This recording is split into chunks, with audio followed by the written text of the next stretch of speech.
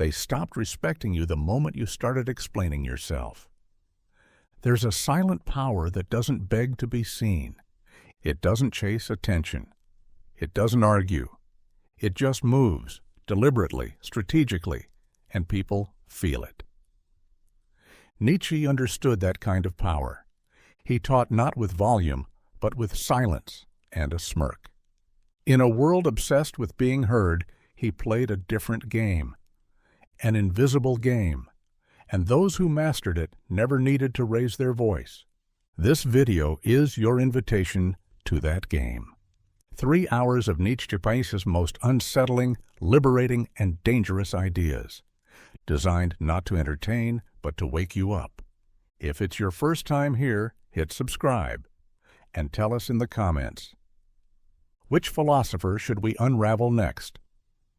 In a world addicted to noise, those who can remain present without contributing to the chaos hold the real power. To outlast their noise with your presence means understanding the difference between visibility and authority. Most people speak not to share wisdom, but to protect their ego, to fill silence, to be seen. But Nietzsche recognized something darker, something more strategic. The one who can remain composed, still, and undisturbed becomes a psychological threat in the room. Silence unsettles. When you don't react to provocation, when you don't rise to defend yourself or interrupt to prove a point, you force others into a kind of self-exposure. Their words become desperate attempts to validate themselves. Their confidence begins to unravel because they are used to controlling with volume, not depth. Your stillness is a mirror that reflects their own insecurity back to them. And the longer you stay calm, the more their performance starts to break down. Nietzsche often saw modern man as reactive, emotionally volatile, constantly affirming his existence through performance. But the Übermensch, the higher type, is not enslaved by that need. He is calm in the face of accusation. He doesn't beg to be understood. His very presence is a declaration that doesn't need punctuation. When you choose not to speak, you reveal who is comfortable in their skin and who is still seeking validation. This tactic isn't about passivity, it's about precision. You wait not because you have nothing to say, but because you know when to say, it will matter more. You allow others to exhaust their emotional ammunition. You let them run the room dry of meaning. And then, if necessary, you deliver a few clear, weighted words that reset the entire dynamic. But most of the time, you won't need to. Your restraint has already done the job. People remember how they felt in your presence, not what you said. If they felt seen, judged, or unsettled, it stays with them. And when they can't read you, they fear misunderstanding you. That's leverage. It gives you psychological space to observe their weaknesses without exposing your own. You learn their tells, their contradictions, their patterns, all while they get nothing from you in return. To outlast their noise is to respect your own power. It is the quiet confidence of knowing that presence outweighs volume. You become a force of gravity, not because you pull others in with charm or wit, but because you don't need to. You're immovable, and that alone changes the emotional landscape of any room you're in. Nietzsche once wrote, "He who cannot remain silent does not know how to speak." The longer you stay silent, the more you hear. The more you observe, the sharper your insight becomes.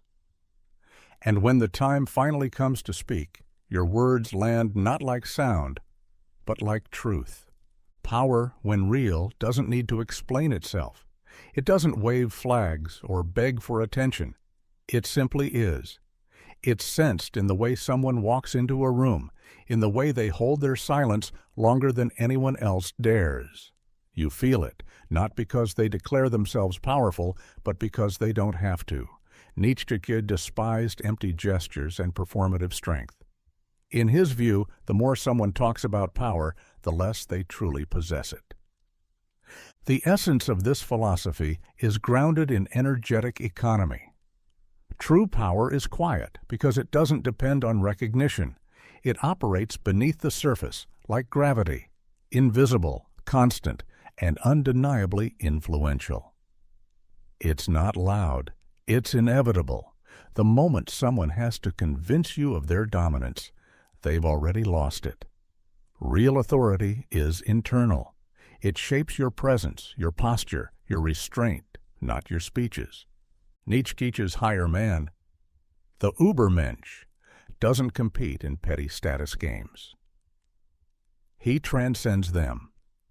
While others posture and seek validation through applause, rank, or visibility, the superior individual lets his energy do the talking. His strength is not shown through domination, but through the total absence of need. That absence becomes presence. It creates discomfort for those used to proving themselves through noise. When power is felt rather than announced, it disarms people. They can't prepare for it. They can't label it or defend against it because it's not declared. It's ambient. You become unpredictable, unreadable, and that unreadability gives you an advantage. They don't know your intention, your next move, or how you truly feel. This forces them into projection. They begin to fill in the blanks with their own fears, doubts, and insecurities. You don't intimidate them by force. You let their own minds do the work. Power felt is also tied to discipline. It requires the rejection of theatrics. You don't dress it up. You don't need the biggest voice or the flashiest title. Instead, you walk slowly. You speak carefully. You look people in the eye and don't blink. That's a far more unsettling demonstration of dominance than any speech ever could be. Nietzsche also believed in the will to power, not just the will to rule others, but the will to master oneself. The one who has tamed his impulses, controlled his reactivity, and risen above the herd is dangerous in silence. People sense there is something deeper in him that they don't understand. That sense becomes a presence. It creates distance, not out of fear, but out of awe. You don't raise your voice. You don't over-explain. And yet the atmosphere changes when you enter. That is power. In the end, those who feel the need to broadcast their strength will always be seen as trying. But the ones who walk as if the world bends subtly around their movement, those are the ones people remember, not because they asked to be seen, but because they couldn't be ignored. Most people are afraid of walking alone. They equate solitude with rejection, obscurity, or failure. But Nietzsche saw it differently. To walk alone, to think differently, to stand apart from the crowd, is not a sign of weakness, but of internal power. And if you do it long enough, without flinching, something strange happens. The very people who once ignored or mocked you begin to follow. This isn't because the crowd suddenly becomes enlightened. It's because consistency creates gravity. The longer you walk alone with conviction, the more unshakable your presence becomes. People are drawn to certainty, especially in a world addicted to doubt. When you refuse to bend, when you keep showing up, even in silence, you signal that your direction is not a reaction to others. It's rooted in something deeper. That depth becomes attractive. Nietzsche often warned against the comfort of the herd. The herd offers safety, identity, and shared delusion, but it also dilutes individuality. Those who follow the crowd lose the ability to think for themselves. They inherit opinions, copy behaviors, and defend ideas they never chose. The solitary walker escapes this trap. He doesn't chase approval. He becomes his own compass. And that's why the crowd eventually turns toward him. Not because he changed, but because the world ran out of leaders. To walk alone is also to suffer in silence. There are seasons where nobody understands your direction. You will be misread, misquoted, and underestimated. You will be invisible to those who can only see what's already been accepted. But Nietzsche believed the path of becoming, the forging of the higher man, requires this solitude. The desert, not the city, is where real strength is forged. And yet, paradoxically, that solitude becomes influence. The longer you stay true to your path, the more it becomes undeniable. People begin to notice your lack of desperation. They sense your inner coherence. You're not chasing trends. You're not begging for attention. You're not shifting with the tides, and because most of them can't do that, they start to admire it. What began as isolation becomes magnetism. The same people who once dismissed you now look to you, not because you told them to, but because they crave the clarity you earned. This is the Nietzschean reversal. The one who walks alone, if he keeps walking, becomes the one others try to follow. But there's a warning here. If you turn back too soon, if you try to convince others or beg them to understand, you lose your edge. You return to the crowd as a peer, not as a leader. The transformation only works if you endure long enough for your solitude to mature into sovereignty. Then, and only then, will people start to follow, not because you asked, but because you no longer need them, and they can feel it. Silence is rarely empty. It is space charged with projection. When you withhold your opinion, your emotion, your reaction, people don't assume you have nothing to say. They assume you're calculating. When you remain silent, you give others no narrative to cling to, so they create one. And that narrative often makes you larger than life, more dangerous than you are, or more powerful than you appear. Silence becomes a canvas where people paint their assumptions, their fears, and their desires.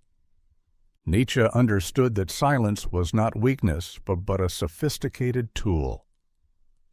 To him, the loud man was often insecure, shouting to prove something not yet solid within, but the silent one. That was someone who had learned to hold his energy, someone who had no need to perform. The man who chooses not to speak, not to explain himself, sends a clear signal. You are not owed my inner world. That boundary alone establishes power. People are uncomfortable with gaps, in conversation, in clarity, in character. They want to know who you are so they can define, dismiss, or domesticate you. But when you remain still, when you choose not to reveal your intent, you deny them that comfort. In that vacuum, they begin to project, and in doing so, they often overestimate you. They assume intelligence, strategy, strength. Your silence forces them to face their own internal narratives. This is where the real power lies. Because once others start filling in your silence with their imagination, you no longer need to exert effort to influence them. They're doing it themselves. The more someone needs to guess what you're thinking, the more power you hold over them. And if they fear they guessed wrong, they will self-correct in your direction just to stay on your good side. Silence is also a test. It exposes those who cannot tolerate uncertainty. Watch how people respond to your silence.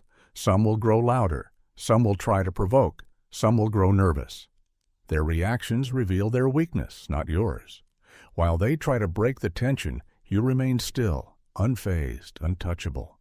That contrast makes your presence feel larger than it is. You're not reacting, you're studying. And that unspoken authority is often more commanding than anything said aloud. Nietzsche believed that the superior man doesn't owe anyone his truth. He speaks rarely because he has refined what matters. His silence is not avoidance. It's intentional scarcity. And scarcity breeds value. The fewer words you offer, the more people hang on to each one. Silence inflates your words when you finally do speak.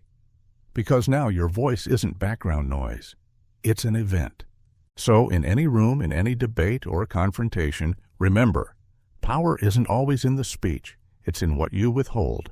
The man who uses silence well turns other people's thoughts into his battlefield. He doesn't need to fight for control. They hand it to him just to relieve their own uncertainty. To be the storm they never saw coming is to embody restraint until precision matters. It's not about constant force. It's about concealed power, controlled tension, and timing your impact to perfection. Most people reveal too much, too early. They argue to be understood, overexpose their plans, or posture to feel in control. But the most formidable individuals carry their strength quietly until the moment of execution.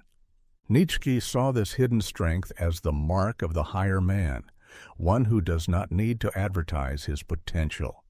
He waits, he sharpens himself in private, and then, when the world least expects it, he strikes, not with chaos, but with clarity, not with noise, but with finality. That is what makes him a storm, not just that he is powerful, but that he was unseen. There's psychological advantage in being underestimated. If people don't sense your depth, they let down their guard, they expose their weaknesses, they mock what they don't understand, they speak too freely in your silence, they dismiss you as passive, unthreatening, or unimportant, and that miscalculation is what gives you leverage. Because when your moment arrives, you are not just strong, you are unexpected, and the unexpected always hits harder. This strategy is rooted in discipline. To be the storm that no one saw coming, you must train your restraint like a weapon. Don't correct people's assumptions. Don't explain yourself when they misread you. Let their confidence build. Let them speak first, move first, expose themselves first. All the while you are observing, storing, refining. You're not hiding, you're preparing. And the more quiet strength you carry, the more violent your clarity becomes when it's finally released. Nietzsche would argue that true greatness is not loud or desperate. It is forged in isolation, in self-overcoming, in the silence between events. The man who builds in secret, who bleeds in solitude, becomes untouchable in conflict. He's not reacting emotionally when tested. He's already endured worse, quietly. So when it's time to act, his decisions feel like fate. Not because he's aggressive, but because he's been inevitable from the beginning. People expect strength to look a certain way. They look for volume, confidence, posture. But when you don't match that image, when you're reserved. Convincing someone is often an act of insecurity. It implies you need their agreement to validate your truth, your value, or your direction. But Nietzsche believed that the highest form of power is not in persuasion. It's in being, in becoming so whole, so deeply aligned with your own path that others have no choice but to recognize your presence. Not because you asked for it, but because your existence demands it. To become undeniable means you stop seeking permission. You stop explaining, justifying, or defending. You no longer dilute your depth to be palatable. Instead, you let your results, your discipline, your stillness, and your self-possession speak louder than any argument could. Because arguments can be debated, existence cannot. Nietzsche rejected the notion of herd morality, the idea that truth should be a consensus. He saw it as a kind of intellectual slavery, a flattening of the individual. The Übermensch, in contrast, creates his own values. He is not interested in being understood by the masses. He is focused on actualization, and in doing so, he becomes a reference point, not because he tried to persuade others, but because he embodied something they couldn't ignore. Convincing requires energy. It invites resistance. It places you in a reactive stance. But becoming undeniable reverses the flow. It draws people in. It unsettles them. It challenges their frameworks without saying a word. Why? Because your life becomes a silent confrontation. You become living proof of what they didn't think was possible. That kind of presence doesn't seek attention. It commands it. To reach this level, you must walk through rejection, misunderstanding, and isolation without flinching. Most people break when they aren't accepted. They compromise. They soften their edges to fit in. But you can't be undeniable by being acceptable. You have to be willing to be alone, to keep going when no one applauds, because that's the crucible where real character forms. When your work speaks for itself, when your silence holds more weight than another's speech.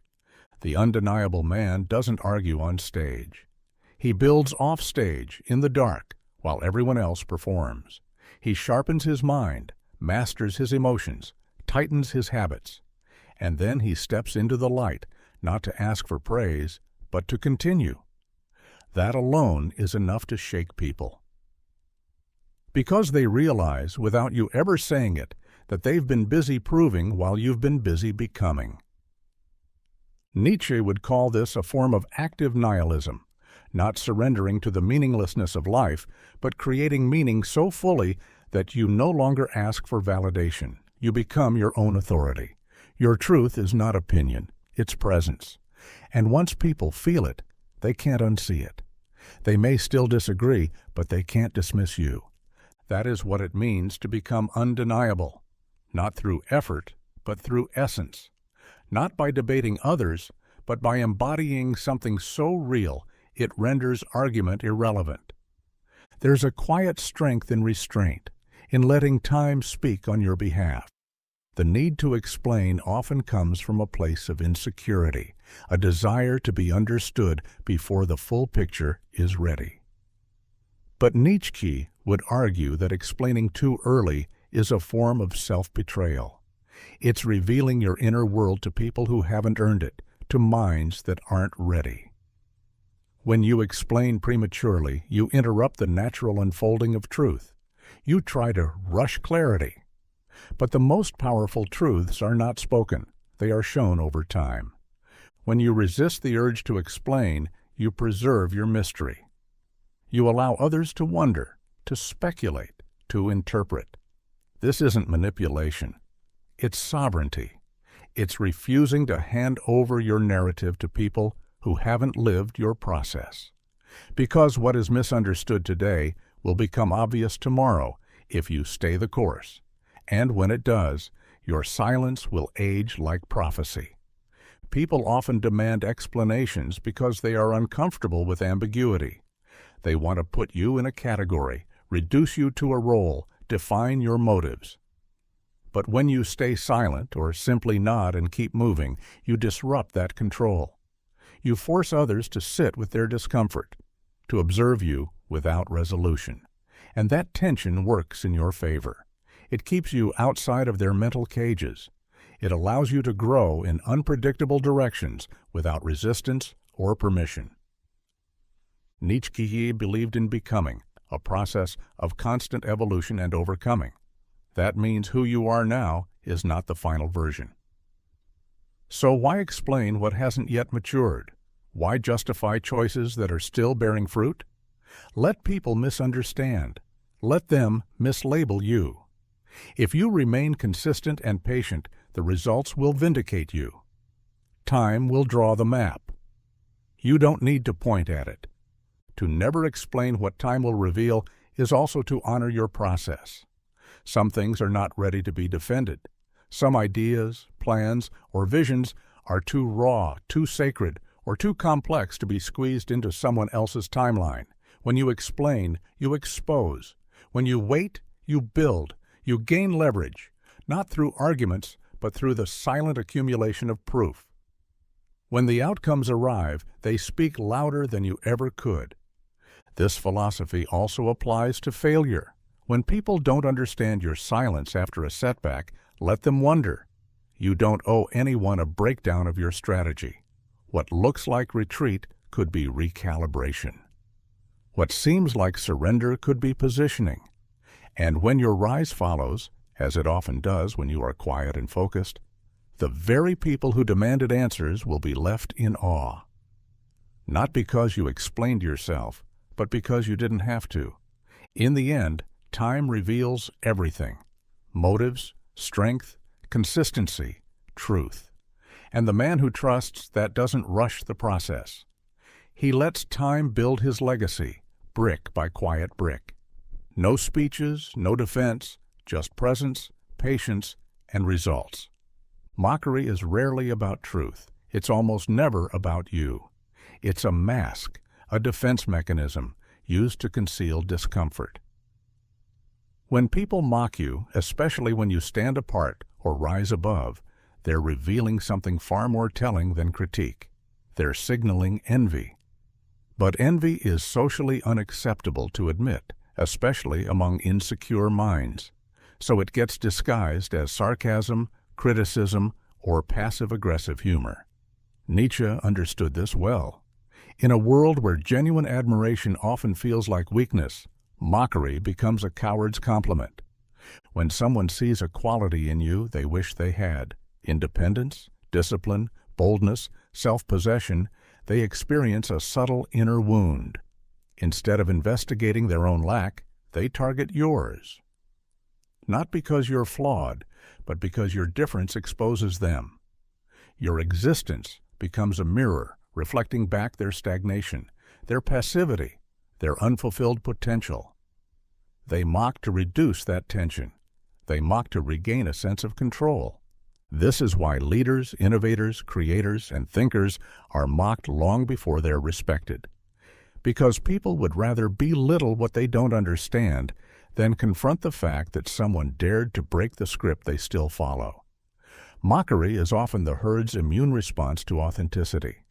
It's not an argument. It's a form of spiritual defense. But once you understand that, it becomes a signal rather than an insult. Their ridicule reveals what you're doing right. Nietzsche saw this dynamic as part of the broader struggle between the herd and the higher individual. The herd values comfort, sameness, and predictability. The individual who transcends those values, who dares to live by a personal code, threatens the illusion of collective security. He must be mocked, not because he is wrong, but because he is free. And freedom to the unfree is offensive. That's why your greatest growth will often be met with laughter, not applause, not support. Laughter. But it's rarely honest laughter. It's laced with discomfort. It trembles beneath the surface, because somewhere deep down they know you've touched something they haven't. And rather than rise to meet you, it's easier for them to pull you down, with jokes, smirks, or veiled contempt. Don't explain yourself.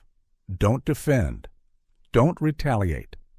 Because mockery, when faced with dignity and silence, collapses under its own weight. Envy cannot survive exposure.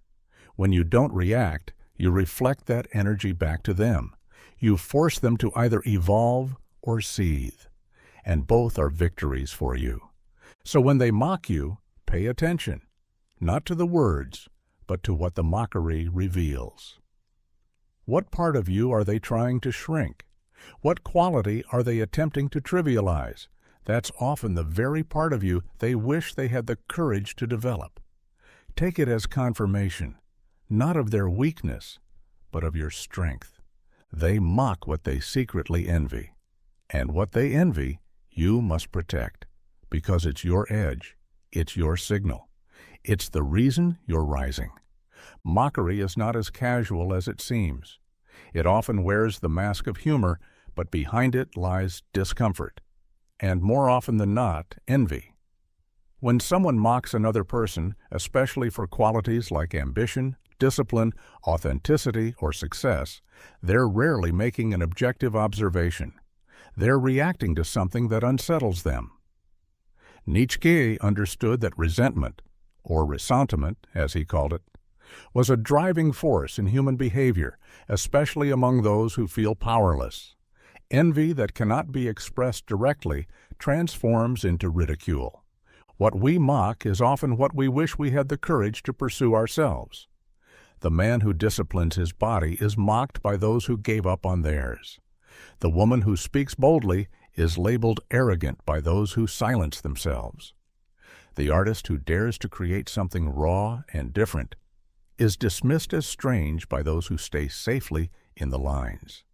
Mockery is the language of those who can't admit they want what you have, or worse, who realize they never will, because they lack the will to act.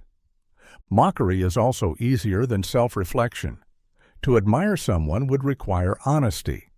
It would mean confronting your own laziness, fear, or smallness. That takes courage. Most people don't have it. So they convert admiration into sarcasm. They project their inadequacy onto the person who triggers it. They don't laugh because it's funny. They laugh to make you smaller, to regain the illusion of equality. But it's not real equality, it's spiritual sabotage. Nietzsche's critique of morality was built around this very dynamic. He believed that traditional moral systems often rose from weakness, not from virtue. The powerless resented the powerful, and instead of rising to meet them, they invented new values that condemned strength, ambition, or individuality. In modern life, this plays out as mockery. It is a subtle form of moral judgment disguised as wit. It penalizes excellence without naming envy. If you begin to rise, expect to be mocked. If you change your habits, your values, your appearance, your ambitions, people will make jokes. Not because you're wrong, but because your evolution destabilizes their comfort. Every time you grow, you challenge their belief that staying the same is safe. So they react. And they react with what feels easiest: laughter. But here's the trick. Mockery is also confirmation. It tells you where your power lies. They don't mock your weakness. They mock what threatens them. They mock the quality they secretly admire, the strength they don't possess. That's why mockery often increases the closer you get to breakthrough. You become a living reminder of someone else's unrealized potential. And they can't look at you without confronting what they've neglected in themselves. Don't explain. Don't tone yourself down. Don't appease their discomfort. Let them laugh. Let them mislabel. Their mockery isn't truth. It's a confession. And when you understand that, you don't just survive ridicule.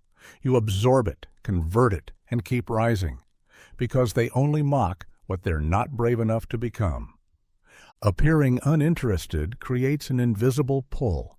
It flips the power dynamic in any interaction, personal, professional, or strategic, because humans are wired to seek meaning, especially in moments of uncertainty. When you remain distant, composed, and uninvested, people don't feel dismissed. They feel curious. That curiosity becomes tension. And that tension makes them chase an answer. Why aren't they reacting? Why don't they care? What do they know that I don't? Nietzsche would call this psychological positioning a form of will to power. Not dominance through aggression, but through withholding. Instead of forcing attention, you become the object of it. You create a space where others feel compelled to fill in the blanks, and those blanks are powerful. Because people don't like not knowing where they stand. They need clarity.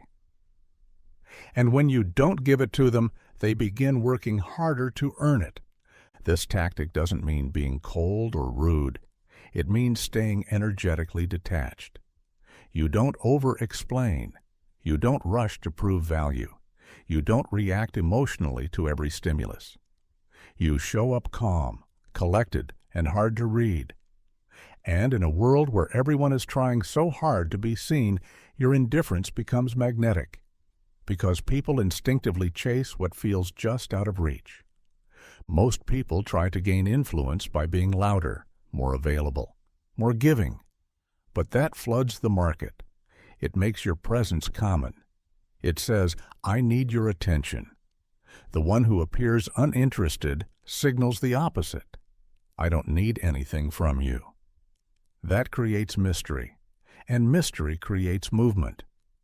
People come to you not because you demanded it, but because your silence made them wonder what they're missing. Nietzsche often praised the ability to stand apart from the herd. The herd reacts, the individual withholds, and in doing so, he controls the emotional climate around him. When you appear uninterested, you're not submitting to external validation. You're not mirroring the neediness of others. You're anchored in yourself. That presence is unsettling to those who seek control through emotional pressure. They don't know how to manipulate someone who doesn't engage, so they start offering more, trying harder, speaking louder. The more you withhold clarity, the more others work to give it to you. They explain themselves. They overcompensate.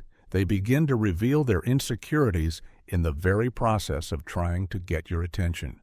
All the while, you remain composed, not because you're playing hard to get, but because you don't need to perform.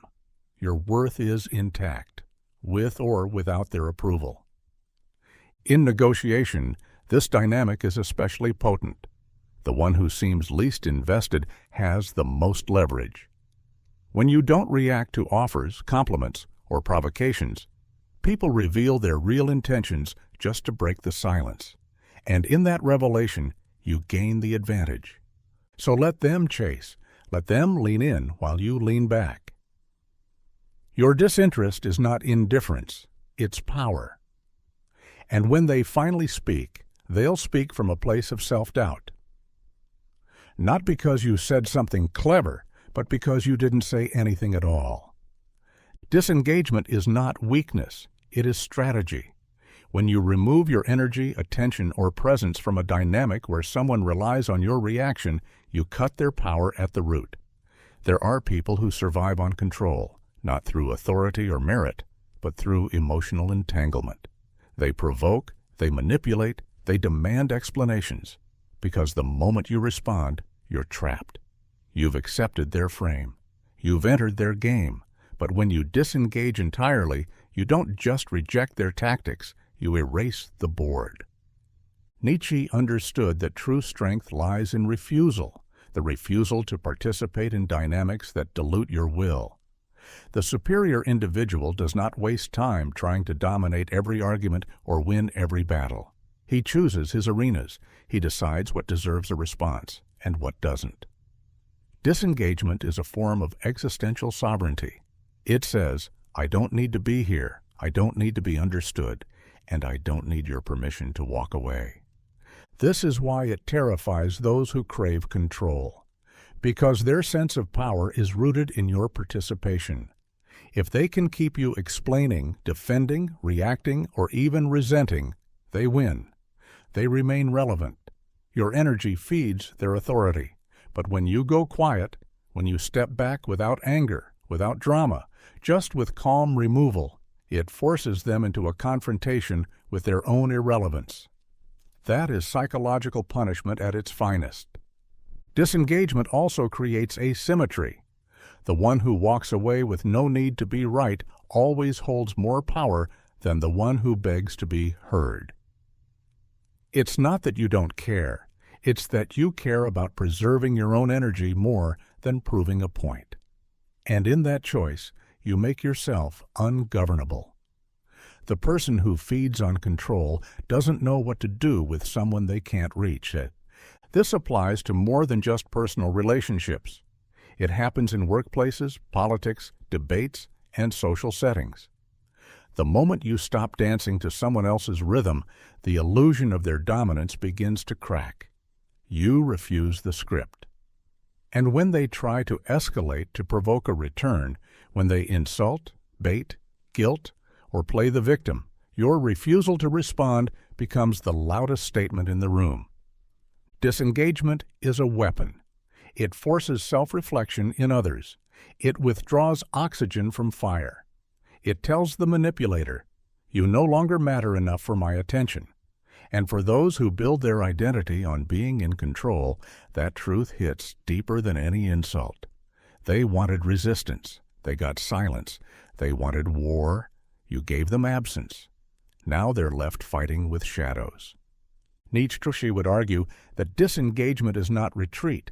It's transcendence. It's moving beyond the childish need to win petty battles and instead anchoring yourself in something larger, self-mastery. The truly powerful don't need to win every exchange. They know that walking away is sometimes the most dominant move of all, not because it ends the game, but because it proves you never needed to play. There is a unique kind of influence that does not come from being seen, but from being felt in your absence. Presence can inspire, it can lead, charm, and even intimidate. But absence, when wielded deliberately, can haunt. It lingers in rooms long after you leave. in conversations you're no longer part of, in minds that can't seem to let go of the mystery you left behind. Nietzsche understood this type of power. He believed in the unseen forces of will and presence, not as loud declarations, but as silent echoes that reshape perception. When you leave with dignity, without explanation or drama, your absence speaks for you. It creates a vacuum that people feel compelled to fill. They replay your words, they question their actions, they wonder why you left, where you are, what you're thinking. They begin to realize that your energy wasn't ordinary. Because ordinary presence vanishes without notice. But when your energy was intentional, sovereign, and grounded, its withdrawal becomes impossible to ignore. This is especially true in dynamics of control or manipulation. When someone expects to always have access to you, your disappearance breaks the frame. It destabilizes the power they thought they had. Silence becomes a haunting melody, one that plays in their head when they try to sleep. It doesn't give closure. It doesn't offer resolution. It forces them to sit with the consequences of their behavior. Your absence becomes a mirror. In your presence, they could deflect, deny, joke, provoke. But now, in solitude, there is no distraction, just silence, and the thoughts they hoped you would interrupt.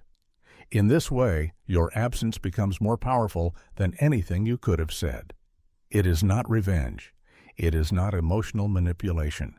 It is a boundary so strong it doesn't need reinforcement. It's simply the end. Nietzsche saw this type of withdrawal as a higher form of strength, not passive, but purposeful.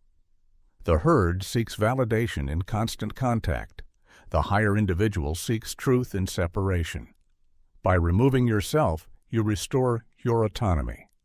You stop negotiating your worth. You become a ghost not out of weakness, but out of choice. And that choice signals evolution. Letting your absence haunt means you live in a way that makes your energy memorable. It means that when you're gone, your silence speaks in ways your words never could. It changes how people remember you, not as someone who begged to stay, but as someone they wish they had understood before it was too late. That haunting is their responsibility, not yours.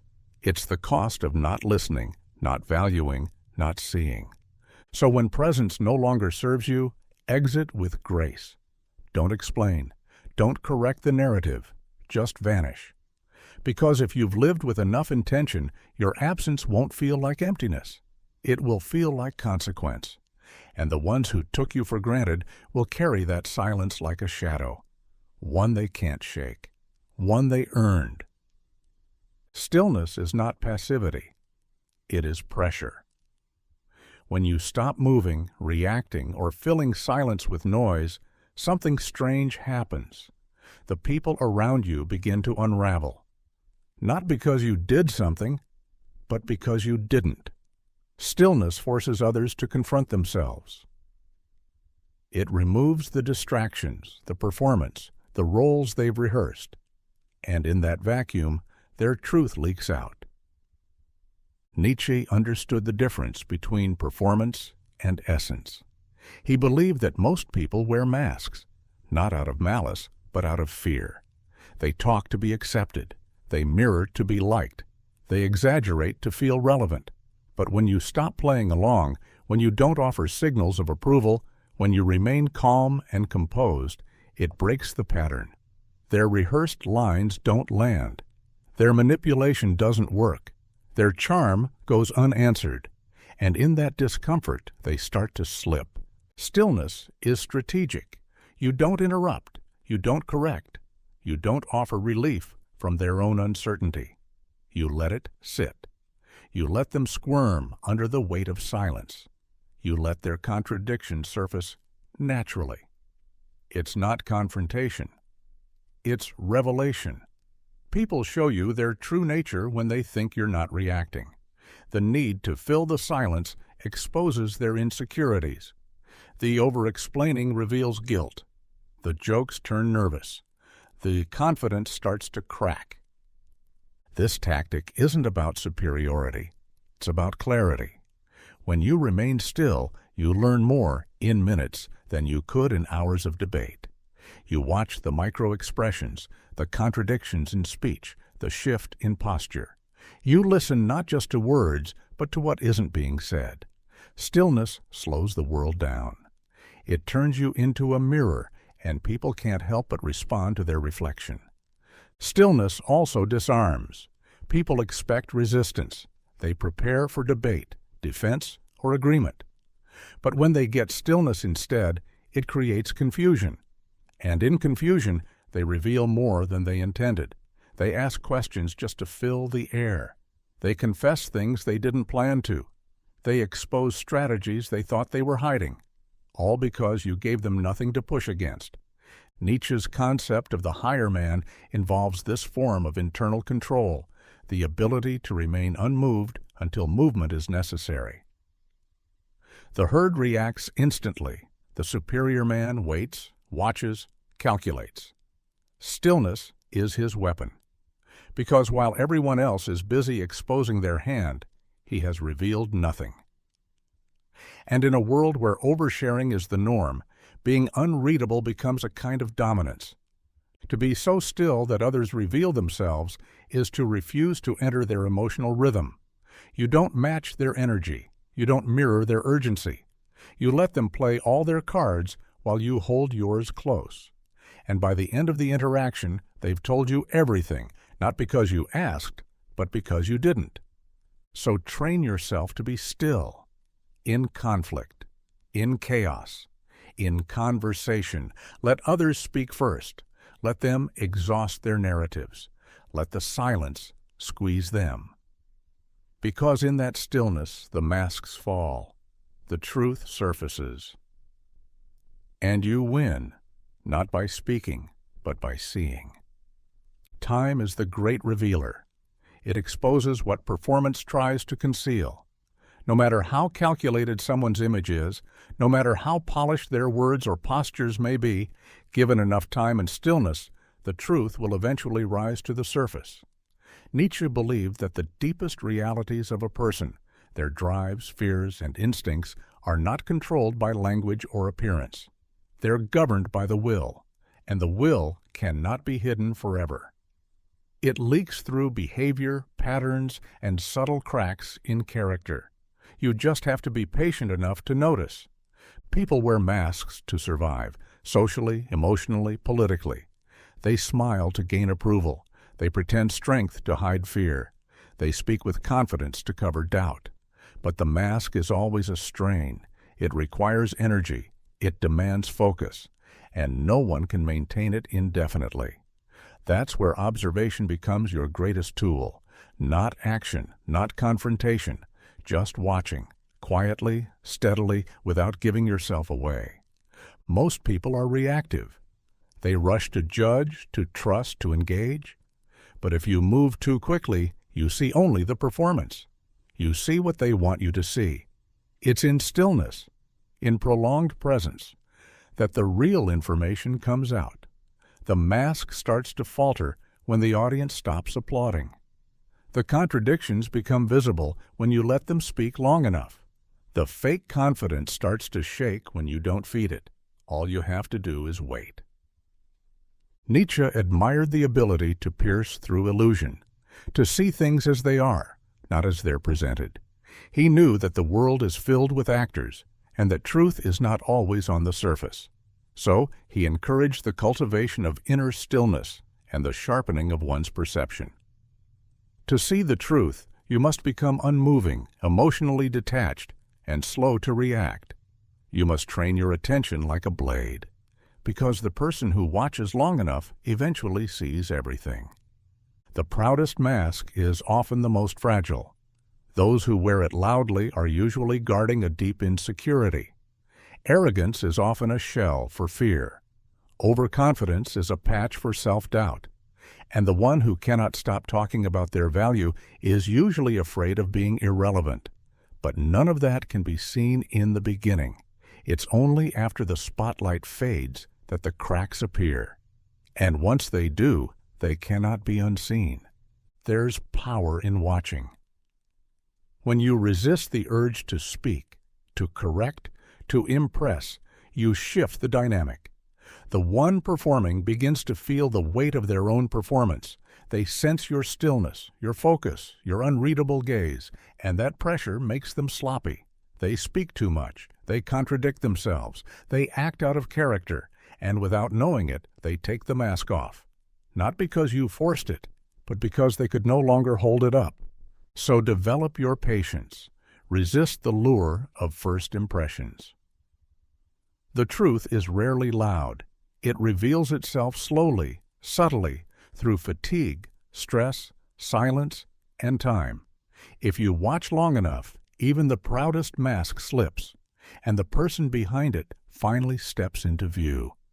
Words are everywhere. Endless opinions, constant declarations, persuasive speeches trying to sell, convince, or control. But in a world flooded with voices, people instinctively pull away from the one who talks too much. There is a primal suspicion that arises when someone over-explains, over-justifies, or refuses to sit in silence. Nietzsche saw this tendency not as a flaw in listeners, but as a deeper wisdom. We instinctively distrust the person who is too eager to be believed. Talking too much often reveals desperation. It signals that someone is trying to manage your perception, not simply express truth. The more a person talks, the more they try to shape your thoughts, your emotions, your beliefs. And that effort is unnatural. It breaks the rhythm of authenticity. When someone is truly grounded, truly confident, they don't feel the need to narrate their value. Their presence is enough. Their actions are enough. The rest, the constant verbal decoration, only invites doubt. There's also the problem of dilution. Words, when overused, lose weight. A man who speaks sparingly tends to be listened to when he finally opens his mouth. A man who talks endlessly, on the other hand, blends into the noise. His words become background music, familiar but untrusted. We don't fear the man who reveals everything. We trust the one who reveals only what's necessary. Restraint suggests discipline, and discipline suggests control, and control breeds trust. Nietzsche wrote often about the herd, the mass of people who speak loudly, echo each other's opinions, and seek comfort in being understood. He contrasted this with the higher individual who doesn't need to be constantly validated through agreement. That person speaks less, not because they have less to say, but because they value their energy, their insight, their inner world. They speak with intention, not for approval. We live in a world where fast talking is often confused with intelligence, but real intelligence doesn't rush. It pauses, it selects its words, it lets silence carry weight. People who trust themselves don't rush to fill space. They are fine with tension. They let others guess, wonder, and fill in the blanks. In that space, trust is built, not by what is said, but by what is not said. Silence carries authority. It suggests that the speaker is not trying to win. He is simply observing. He is already convinced of his truth and therefore doesn't need to sell it. That quiet certainty draws people in. It makes them curious. It creates the feeling that there is more under the surface, and that depth creates trust far more effectively than any speech. So when you see someone who speaks constantly, question their motive. Are they trying to lead or trying to be liked? Are they offering truth or chasing control? The one who speaks less, who holds their words like currency, often commands the most attention. Because people trust less what talks more, and trust most what speaks when it matters. Reacting is natural. It's what most people do without thinking. A glance, a sigh, a defensive word, a change in tone. All signals that something landed, that you were bothered, offended, or thrown off balance. And in that moment, you've surrendered control. You've revealed that their words or behavior had power over you. Nietzsche would see this as weakness, a failure to govern the self. Because the truly strong are not reactive. They're reflective. They don't just control their emotions, they own the space between stimulus and response. When you choose not to react, you don't just show restraint. You create mystery. You force the other person into their own uncertainty. Did you hear what they said? Did you care? Are you playing a longer game? That silence becomes psychological tension. The more they expected a reaction, the more your stillness unsettles them. Now they're the ones spiraling, replaying the moment, wondering if they crossed a line, or worse, if they weren't significant enough to move you at all. This is how power shifts, not through confrontation, but through control. People who thrive on manipulation, provocation, or dominance expect reactions. It's how they gauge their influence. If you react, you confirm their power. But when you don't flinch, not even a flicker, you deny them that gratification. Your blankness becomes louder than any argument, and that silence forces them to question their own relevance in your world. Nietzsche's philosophy often centered around mastery of self. He didn't see strength in dominance alone, but in the ability to transcend the petty emotional games that most people live inside. Reactivity, to him, was animalistic, the domain of those still ruled by instincts. The higher individual, by contrast, maintains detachment. He watches without reacting. He analyzes without revealing. And in doing so, he becomes unreadable, and therefore uncontrollable. This applies everywhere: relationships, business, conflict.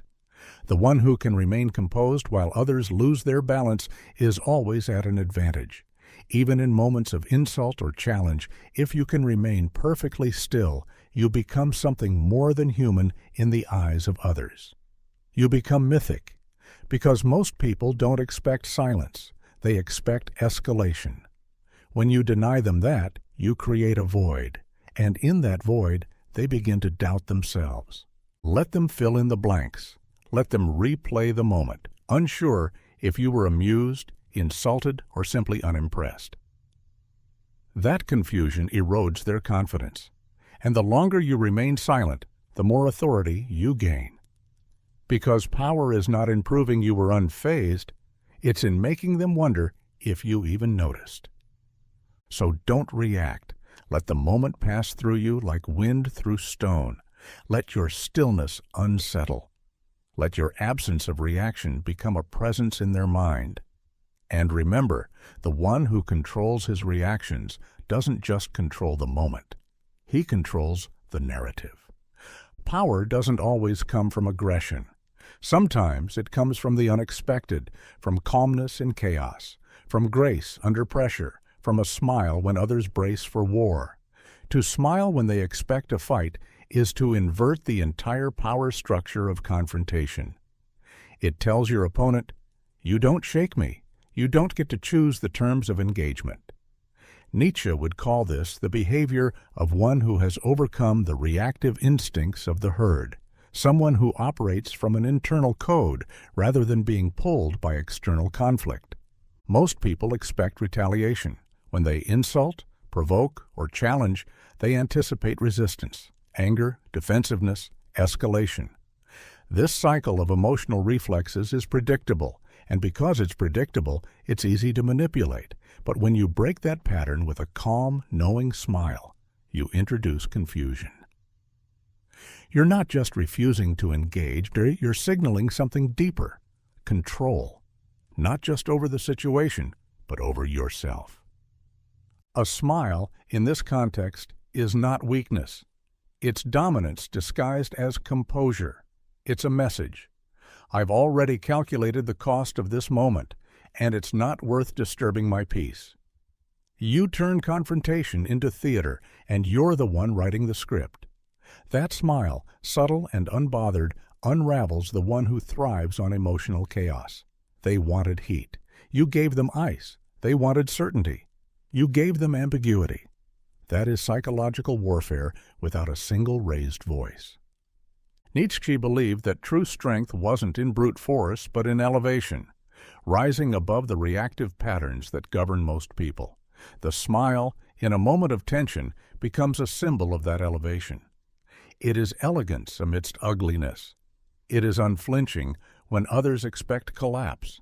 It shows that you are not entering their storm. You are the weather. You remain intact, untouchable, unmoved. This isn't about smugness or passive aggression. It's about sending a message with poise. You don't disturb my foundation. That alone can unnerve the most confident aggressors. Because when someone attacks and gets no reaction, just a smile, they're forced to turn inward. They question the effectiveness of their tactics. They may even begin to question themselves. And that doubt is far more corrosive than any argument you could offer. In personal relationships, this principle holds even more power. People who seek to control you emotionally will push for reactions. They want to feel your emotional volatility because that's where they plant control. But when you smile in the face of that manipulation, you become unreadable. That unreadability is freedom, and freedom is fearsome to those who rely on your predictability. So when the tension rises, when the room expects anger or defense, smile. Not to mock, not to condescend, but to say without words, I am beyond this. That smile isn't just about the present moment. It's about the larger message. You control your energy. You decide how far anything gets under your skin. And in a world built on reaction, that kind of restraint is revolutionary. Arguing with a fool is like trying to wrestle in the mud. Even if you win, you're still covered in filth. More importantly, you've lowered yourself to their level, entering their emotional frame and giving their words more weight than they deserve. Nietzsche understood that not every voice is worth acknowledging. The fool thrives on reaction. He doesn't seek truth. He seeks attention, dominance, or distraction. The moment you engage, you validate him. You signal that his chaos deserves your energy. The superior response isn't retaliation. It's stillness. Not the kind of passive stillness that comes from fear or submission, but the poised, unshakable stillness that communicates, I don't need to descend to your level to prove anything. When you do that, something interesting happens. The fool keeps talking, and in doing so, begins to expose himself. The longer you remain silent, the more frantic his words become. He tries harder to bait you, to provoke a reaction, to force you into the pit he lives in. And when none comes, he begins to drown in his own noise. This is a principle of energetic conservation. Why waste your clarity arguing with someone who isn't operating in good faith? A fool doesn't care about accuracy, logic, or understanding. He only cares about being heard, about stirring emotions, about appearing right, especially to others. But when you don't give him that fight, when you simply observe and offer nothing in return, you rob him of fuel. And that starvation weakens him more than any counter-argument ever could. Nietzsche's disdain for herd mentality was tied to this idea. The masses often reward the loudest, not the wisest. But wisdom does not shout. It watches. It waits. It chooses silence when words would only fertilize ignorance. Standing still is not retreat. It is elevation. It's a refusal to reduce your intelligence, your time, and your emotional energy to the theater of the absurd. The more you hold your composure, the more the fool looks like a fool. Not because you made him look that way, but because he did it to himself. There's also a kind of dignity in silence. It shows you're not there to win applause or prove your worth through conflict. Your silence says, this isn't my battlefield. That choice creates contrast. While the fool flails and rants, you remain a fixed point, calm, centered, clear. Others notice. The fool's desperation becomes obvious, and his authority begins to erode, not from defeat, but from overexposure. In time, the fool will self-destruct. He'll contradict himself. He'll grow louder, sloppier, more visibly unhinged. And you, the one who didn't fight back, will remain unscathed, untangled, and respected. You didn't have to win the argument. You simply outlasted it. So don't argue with fools. Don't throw your intellect into their noise. Stand still. Watch. Let them sink under the weight of their own need to be heard. Because silence isn't surrender. It's strategy. And in that strategy, you always win. Withdrawal is not escape. It is precision. It is the act of taking back your energy, your presence, your attention, the very things others believed they were entitled to. And when done without explanation, without bitterness, without noise, it becomes deafening. People underestimate the power of absence until they feel it. And once they do, they rarely forget it. Nietzsche understood the concept of measured detachment. He believed that true power lies in knowing when to engage, and more importantly, when to vanish. Mastering withdrawal means knowing your value so well that you no longer argue to be seen, no longer stay to be understood, and no longer explain your worth. You leave quietly, but the silence left behind does more damage than 1,000 shouted accusations. Because most people don't expect to lose access to you. They expect your attention to always be negotiable, especially if they've gotten used to it. But when you pull it away, without warning, it sends a ripple through their sense of control. Withdrawal isn't passive, it's active reclamation. When someone disrespects your presence, when a situation drains your energy, when your boundaries are tested again and again, withdrawal is the cleanest response. Not to teach a lesson through pain, but to assert a truth through absence. You cannot stay where you are not valued, and those who overlooked you will feel that message in the void you leave behind. This is not the same as ghosting or silent treatment done out of pettiness. Nietzsche would reject reactionary behavior rooted in ego. True withdrawal is rooted in self-mastery. It's not about making them feel small. It's about proving to yourself that you no longer need to shrink to fit someone else's comfort, that you can exit with grace and let the silence do the speaking. And speak it does. Your removal becomes a mirror. It forces others to confront what they ignored while you were present. Your patience, your grace, your contribution. The contrast is unavoidable. They can't blame you anymore because you're no longer there to argue. All that remains is reflection, and for many that's more painful than confrontation. When you stay and try to fix what's broken, you often end up draining yourself for people who benefit from your presence but never respect it. But when you withdraw, the dynamic flips. Suddenly, they are left explaining your absence to themselves. They have no one to argue with, no one to manipulate, no one to absorb the blame. That's when accountability has room to grow, not always, but often enough. So master it. Know when to walk away. Know when to close the door without slamming it. And do so with the quiet assurance that nothing speaks louder than the moment you decide not to return. You don't punish them with cruelty. You punish them with clarity. You are no longer accessible.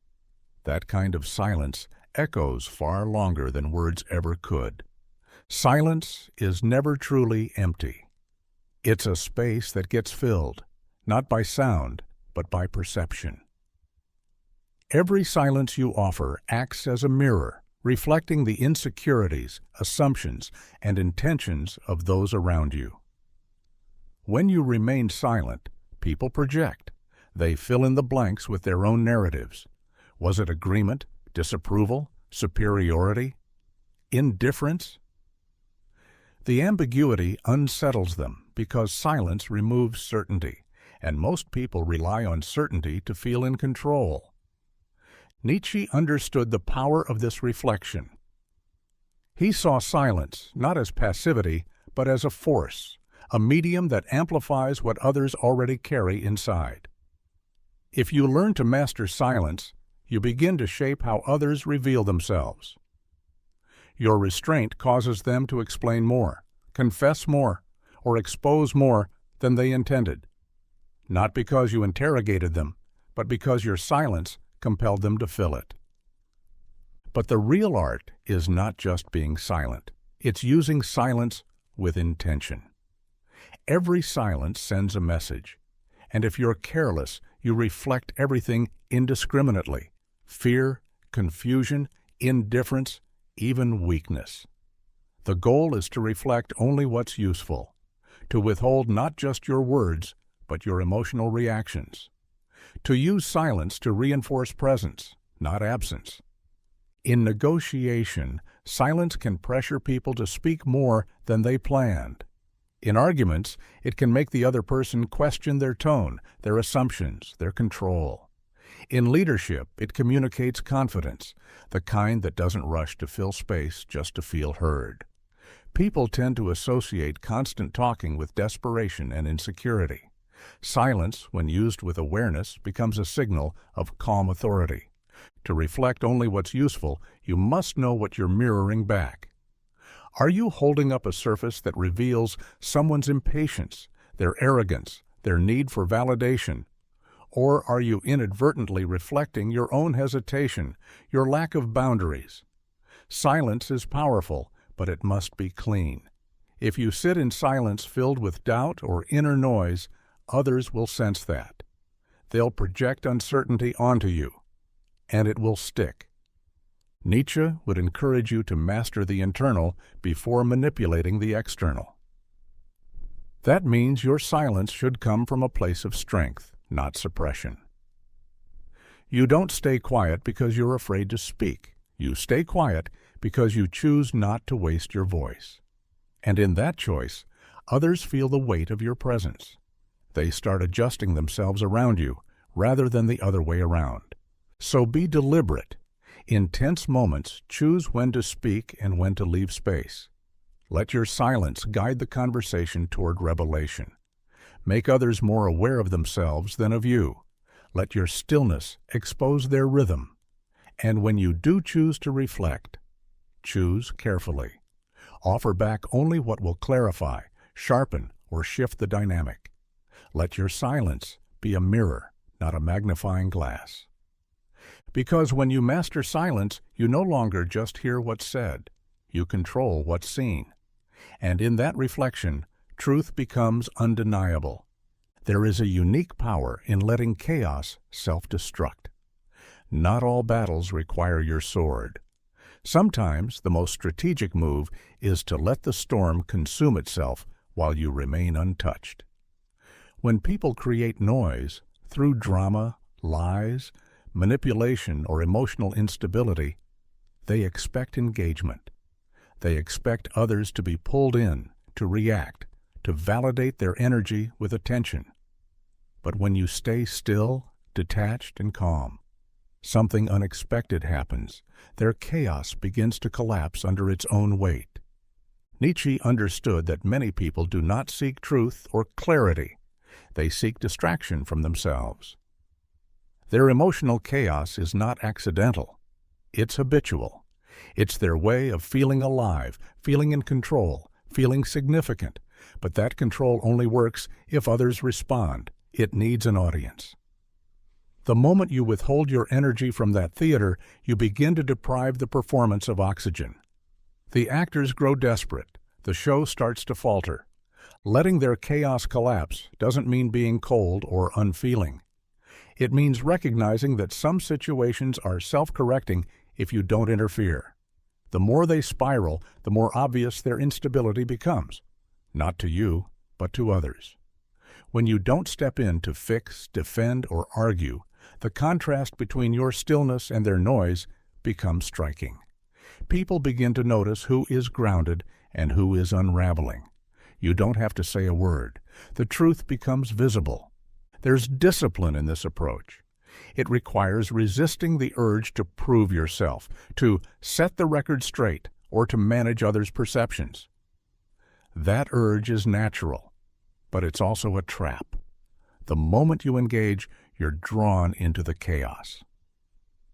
You become reactive, emotional, involved. And even if you're right, you're now associated with the noise. But if you stay detached, you become a reference point of clarity. You are not part of the drama. You become its witness. Nietzsche would view this as the higher path, not because it avoids conflict, but because it refuses to dignify pettiness. Chaos thrives in the presence of weak egos. It wants to be met with emotion. It wants to feed off your confusion. But when you deny it attention, it begins to devour itself. The inconsistencies emerge. The emotional instability escalates. The lies begin to contradict. And eventually, the weight of it all causes collapse.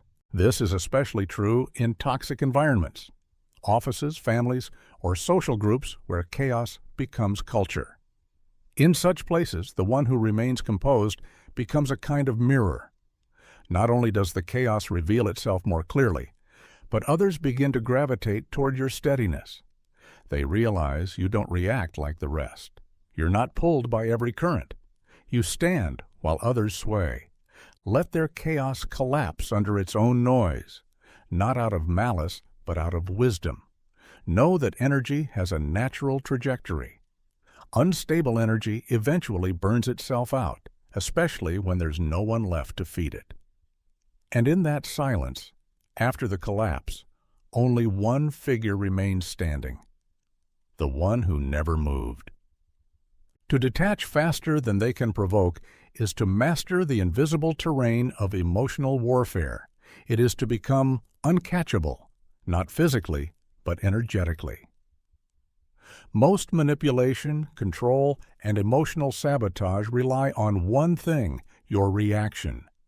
The moment you react, you enter someone else's game. But if you can detach before their bait lands, you cut the wires they thought they could pull. You remove the very ground from under their manipulation. Detachment isn't indifference, it's clarity. It means you can see what's happening without becoming part of it.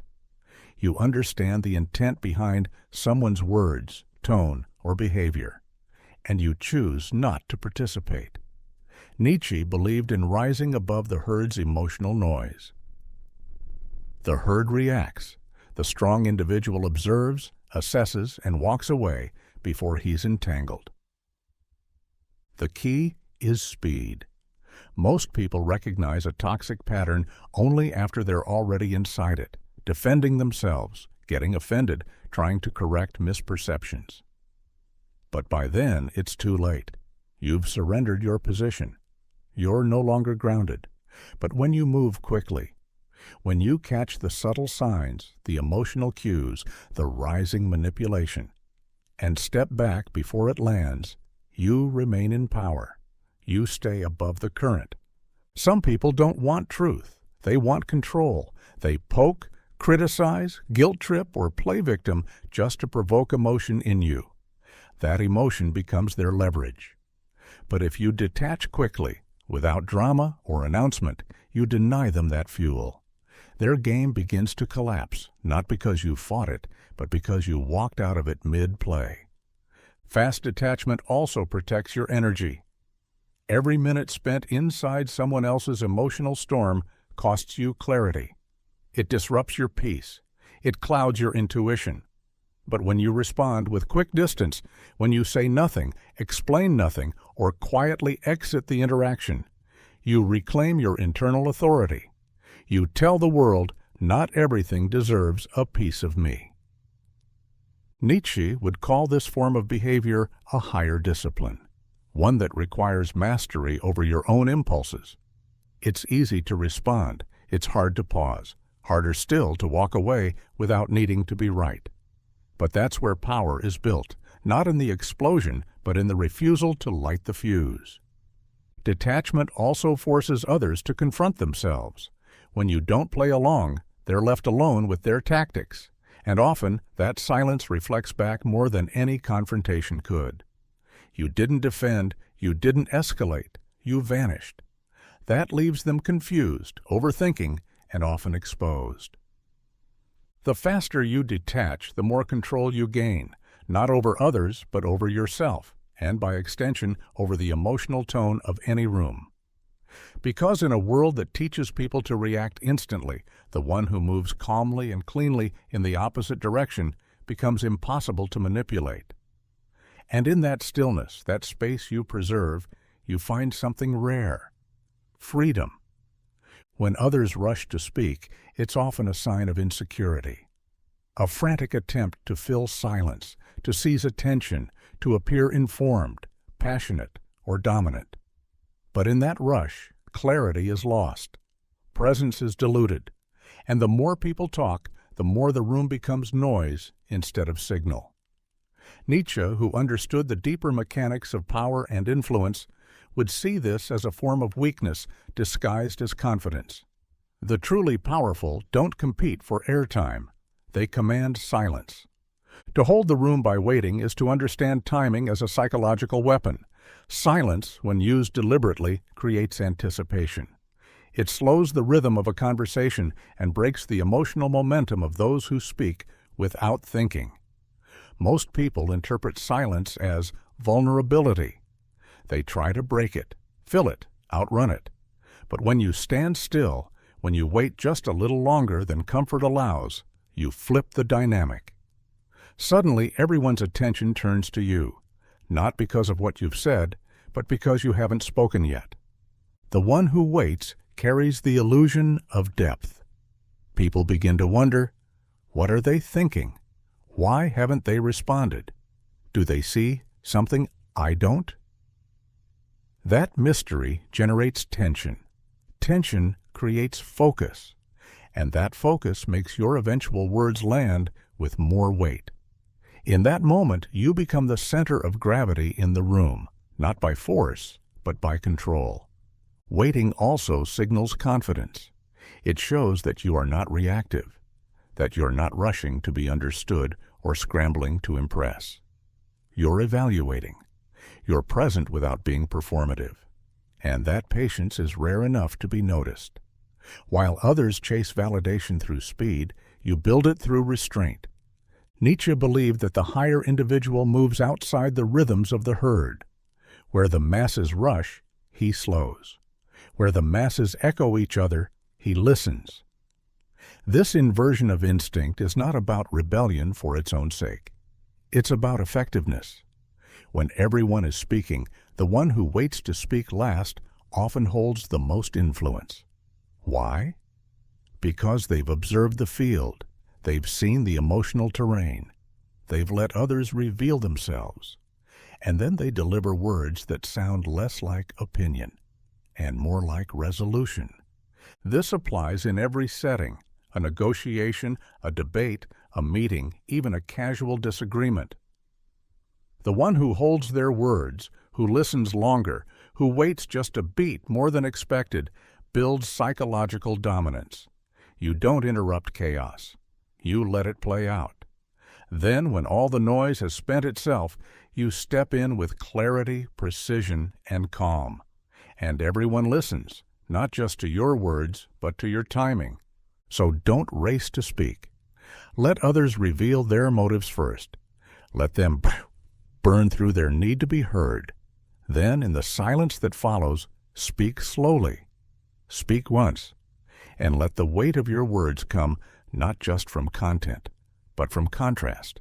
Because in a room full of noise, silence is remembered, and the one who waits is the one they all watch. In any conversation, especially those charged with tension, conflict, or negotiation, the instinct is to speak, to defend, to clarify, to win the room through words. But those who understand the deeper rhythms of influence know this: power does not come from dominating the dialogue.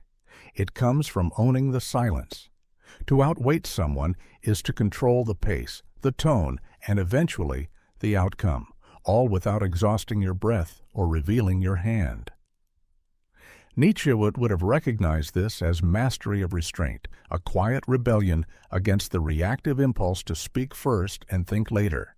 Out-talking someone is the strategy of the insecure. It's rooted in the fear that silence means weakness, that hesitation equals concession. But in truth, silence is a position of strength when used intentionally. The one who waits absorbs more, observes more. He listens not just to the words being said, but to the emotions behind them, the contradictions, the subtle weaknesses in logic or character. And when he does speak, it's measured, precise, and disproportionately effective. Outweighting is not about silence for silence's sake. It's about timing. Let others rush. Let them build their arguments, pour out their energy, and try to corner you with volume or speed. While they expend themselves, you stay still. You stay quiet. You let the noise exhaust itself. In that silence, the dynamic begins to shift. The one who overtalks often reveals too much. Insecurity, anxiety, or a lack of true understanding. You, by contrast, remain unreadable, and that unreadability becomes power. Nietzsche believed in the individual who rises above instinct, who does not bark when provoked or explain when misunderstood. This is where waiting becomes a philosophical weapon. It says, I don't owe you a response on your terms. You refuse to be rushed. You allow silence to do what noise cannot. Create pressure without effort. The longer you wait, the more the other person feels the weight of their own words. They begin to doubt, to stumble, to wonder if they've said too much or if they've misunderstood you. That internal questioning is where your influence begins. Outwaiting also preserves your energy. Words, once spoken, cannot be taken back. They become commitments, signals, or vulnerabilities. But silence? Silence keeps your strategy intact. It gives you space to read the room, to adapt, to strike only when it matters. It shows you're not reacting, you're calculating. And that shift alone unnerves people who rely on dominance through dialogue. Even in high-stakes environments, business, politics, personal conflict, the principle remains the same. The loudest voice is often the most desperate. The longest speech often masks the shallowest thought. But the one who waits, who lets the moment stretch, who isn't afraid of pauses, that's the person everyone starts watching. So don't try to out-talk. Let others deplete their momentum. Let them think they've cornered you. And when the time is right, speak with the weight of someone who wasn't pulled into the noise, but who chose their moment. Because in influence, as in life, the one who outweights holds the final move. Speaking without timing is like striking before the opponent even draws their sword. It's ineffective, desperate, and easily deflected. But when you wait, when your silence thickens the air, when your presence alone demands curiosity or fear or respect, then your words land like a controlled detonation. Nietzsche understood this dynamic well. Speech should be rare, but heavy. And its weight comes not from volume or vocabulary, but from the silence that surrounds it. Most people rush to speak. They feel pressure in the silence, and so they try to fill it.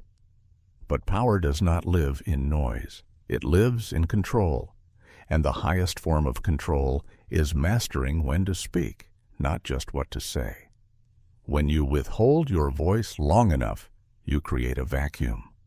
A kind of psychological hunger grows in the room. People start anticipating your perspective. They begin forming assumptions. They fill in your silence with their own hopes, fears, or insecurities. And by the time you finally speak, your voice isn't just heard, it's felt. Tension is influence, and silence creates it. Every second you wait while others scramble to assert themselves deepens your leverage. You haven't given anything away. No emotion, no stance, no weakness. All they have is your quiet gaze. And that mystery alone destabilizes those who crave control or validation. The longer they wait, the more your silence becomes a presence in their mind. They start adjusting their words in real time. They self-correct. They expose more than they intended. All while you say nothing. When you finally do speak, your words arrive with a gravity that cannot be faked. The silence that came before them made people lean in. It created psychological contrast. And in communication, contrast is everything. Words after noise get lost, But words after silence become anchors. They stabilize the room. They cut through chaos like a blade. You didn't fight for attention. You earned it by creating the very conditions that made your words rare. Nietzsche would argue that truth, when spoken too casually, becomes diluted. It loses its sacredness.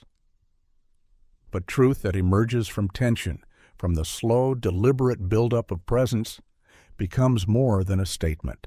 It becomes a turning point. When you speak only after silence has done its work, your words are not just added to the conversation. They change it. This discipline requires comfort with discomfort. You must resist the impulse to jump in. You must train yourself to be still while others try to fill the void. That stillness is your forge. It tempers your thoughts. It sharpens your edge. It tells the world you are not trying to be heard. You are waiting to be needed. So hold your voice until the silence is heavy enough to carry it. Let others rush. Let them burn their energy. Let them crave your input. Then speak, slowly, clearly, and with finality. Because when your silence has built tension, your voice no longer competes. It commands. Human psychology abhors uncertainty. When faced with ambiguity, people instinctively begin to fill in the gaps with guesses, assumptions, projections, and fears. That's where your power lies. When you deliberately reveal less, you trigger the imagination of others. You shift from being a predictable presence to a mystery, and mystery is far more influential than clarity. Nietzsche understood that the individual who withholds, who resists the need to be completely understood, gains a strategic advantage, because what people imagine is often more powerful than what they know. In every form of interaction, social, romantic, political, professional, showing less is a tactic. Not in the sense of manipulation, but in understanding that full visibility invites judgment, comparison, and control. The moment people believe they know everything about you, they stop respecting your depth. But when you reveal only fragments, a few words, a subtle gesture, a glimpse of intention, you engage their minds more fully. They begin constructing a mental version of you, often more impressive, threatening, or alluring than reality. You become an enigma, and enigmas command attention. The less you show, the more control you maintain. If you expose all your feelings, strategies, and beliefs, you give others the blueprint to dismantle you. But when you reveal selectively, you force people to navigate without a map. That discomfort can be turned into power. Now, every room you enter begins to shift. People analyze your silences, overthink your words, wonder what you're truly after. Meanwhile, you remain calm, controlled, and untouched. This principle isn't about deception. It's about intentional restraint. Nietzsche believed that not all truth deserves to be shared. Some truths, when spoken too soon or too often, lose their force. Silence, mystery, and ambiguity preserve that force. They allow your presence to stretch beyond your physical space. People carry you in their minds, not because you ask to be remembered, but because you gave them just enough to never forget.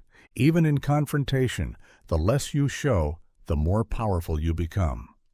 When someone tries to provoke or interrogate you, and you respond with poise and minimal words, they feel the imbalance. You're not meeting them on their level. You're not revealing anger, fear, or anxiety. That unreadable calmness is unsettling. It suggests deeper reserves, higher strategy, or simply indifference, all of which give you leverage. When you speak, keep it tight. When you move, make it deliberate. Let others wonder why you said what you said, or why you didn't. Let them question what your silence means. That wondering becomes psychological gravity. You occupy more space in their mind because you left something unresolved. You didn't satisfy their curiosity. You fed it. So cultivate mystery. Speak half a sentence when others give monologues. Reveal only the necessary pieces. Let others think they've figured you out, while you remain 5 steps ahead. Because when you show less, they imagine more. And what they imagine often works harder for your influence than anything you could say outright. Patterns are comfort. They're predictable, familiar, and easy to control. Most people operate within patterns, in their speech, their emotional responses, their routines, and their expectations of others. And when they engage with you, they expect you to participate in those same patterns. They want rhythm, response, and repetition. That's how they feel safe. That's how they keep their emotional footing. But when you break a pattern by doing nothing, by offering no reaction, no movement, no explanation, the entire dynamic shifts. Suddenly, they're left without a script. And without a script, people show you who they really are. Doing nothing is not the same as being passive. It's active refusal. It's the deliberate decision to withhold your usual behavior in order to create disruption. If someone insults you and you don't defend yourself, you've broken the pattern. If someone expects you to chase, explain, or justify, and instead you remain still, you've short-circuited the emotional program they were trying to run. That stillness creates discomfort, confusion, and eventually clarity. Nietzsche would call this a form of silent rebellion, a refusal to let others dictate the tempo of your being. The effectiveness of doing nothing lies in its contrast. People expect escalation. They expect retaliation. They expect you to meet their energy, whether it's anger, excitement, or desperation. When you don't, they lose their balance. The absence of reaction becomes more powerful than any response. It forces others to recalibrate. They begin to question their own behavior because the pattern they relied on no longer works. This technique is especially powerful in manipulation or control-based dynamics. Emotional manipulators depend on your reaction. They want to provoke guilt, fear, anger, anything that gets you entangled. But when you do nothing, when you break the loop and refuse to play the role they've assigned you, you rob them of power. You don't have to argue or justify. You don't even have to walk away. You simply don't move. That stillness becomes a mirror in which their games become visible to you and eventually to themselves. Nietzsche believed in the individual who transcends the emotional reflexes of the herd. Doing nothing when everything screams for you to react is a supreme act of self-mastery. It tells the world, I am not ruled by impulse. I am not a puppet of circumstance. That kind of restraint creates psychological gravity. Others begin to orbit around your calm because calm becomes rare in a chaotic world. There's a deeper layer, too. When you break patterns by doing nothing, you create space. In that space, new information arises. People reveal themselves. Truths surface. The dynamic slows down, giving you time to observe, choose, and act, if and when you decide it's necessary. Most of the time, it won't be. So use stillness as a strategy. Withhold the expected. Interrupt the pattern by simply refusing to feed it. Because when you do nothing at the right moment, you do more than just withdraw. You disarm. And in that pause, power changes hands. Truth, when fully understood, doesn't need to be broadcast. It doesn't need to be worn on the sleeve or flung into every conversation. The most powerful truths are the ones you carry quietly, the ones that live in your bones, not in your mouth. Holding your truth like a loaded weapon means treating it with gravity, with discretion, with timing. You don't wave it around. You don't use it to show off. You don't waste it on people who won't respect it. You keep it close, precise, and ready, not to impress, but to protect. There's a reason Nietzsche respected the solitary thinker, the one who builds an inner world so strong it doesn't need constant validation. In a culture obsessed with self-expression and constant disclosure, the rarest kind of strength is knowing something deeply and choosing not to say it. Because truth loses its power when it's given away too easily. When you tell everyone your story, your plans, your perspective, you give others the chance to dilute it, to question it, to mock or misunderstand it. But when you hold it back, your silence becomes a boundary, and boundaries are what keep power intact. The metaphor of a loaded weapon is important. A weapon, when brandished too freely, becomes a target. It invites preemptive strikes. It turns you into a threat before you've even acted. But when it's concealed, controlled, and only used when absolutely necessary, it creates a different kind of authority. People sense it, even if they don't see it. They tread carefully. They speak more deliberately around you. They notice your restraint and wonder what it's guarding. Your truth is not a performance. It's your edge. Flashing it makes it theatrical. Holding it makes it strategic. Let others speak first.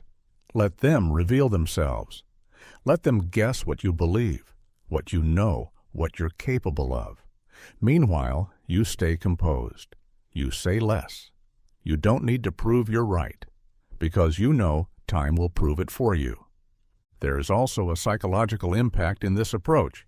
When someone realizes you've known something all along but chose not to weaponize it, they feel your control. They feel your depth. They see that your silence was not weakness, but strength under restraint. That kind of presence creates lasting impressions. It turns people from challengers into observers. It earns quiet respect, the kind that outlasts loud applause. Nietzsche believed that the highest type of man wasn't the loudest or most assertive, but the one who had mastered himself. That mastery includes what you choose to reveal, and when. A man who cannot contain his truth is not trustworthy with power, but the one who can carry it, quietly, for years if needed, is the one who shapes reality on his own terms. So protect your truth. Carry it like a weapon, not to use recklessly, but to defend when the moment demands it. Until then, let it rest at your side, unseen. Because when truth is restrained, it grows sharper, and when finally revealed, it cuts through everything. Validation is a tempting drug. The approval, applause, and attention of others give an immediate high, a sense of significance, identity, and safety. But that need for validation is also a confession. It says, I don't know who I am without your reaction. And in that single gesture, power is surrendered. Nietzsche recognized this instinct as a form of self-abandonment, a trading of internal clarity for external approval. The more one seeks to be validated, the more one broadcasts their own uncertainty. To seek validation is to place your sense of worth into the hands of others. It means you are not anchored in your own values, beliefs, or direction. You are floating, adjusting yourself according to the whims of the crowd, chasing whatever earns applause in the moment. And while this may buy temporary acceptance, it destroys long-term authority. Because people do not follow the one who needs their approval. They follow the one who leads without asking for it. When someone seeks validation, they often do it subtly, fishing for compliments, over-explaining their motives, constantly adjusting their tone based on how others respond. Each of these behaviors reveals a core vulnerability, a fear of rejection, invisibility, or being misunderstood. But instead of making them more likable, it weakens their presence. People may sympathize, but they won't respect it. Respect comes from certainty, not from craving reassurance. Those who are internally solid don't need to be praised to feel valuable. They don't measure the truth of their convictions based on applause. They already know who they are, and that knowledge doesn't fluctuate based on public opinion. Nietzsche would describe this as the path of the higher individual, the one who escapes the morality and expectations of the herd and creates meaning from within. That kind of person can move through both praise and criticism untouched. Their direction isn't reactive, it's rooted. There's also a psychological price to validation seeking. When you depend on others for a sense of self, you make yourself manipulable. Anyone who controls your approval now controls you. They can withhold affirmation to create self-doubt.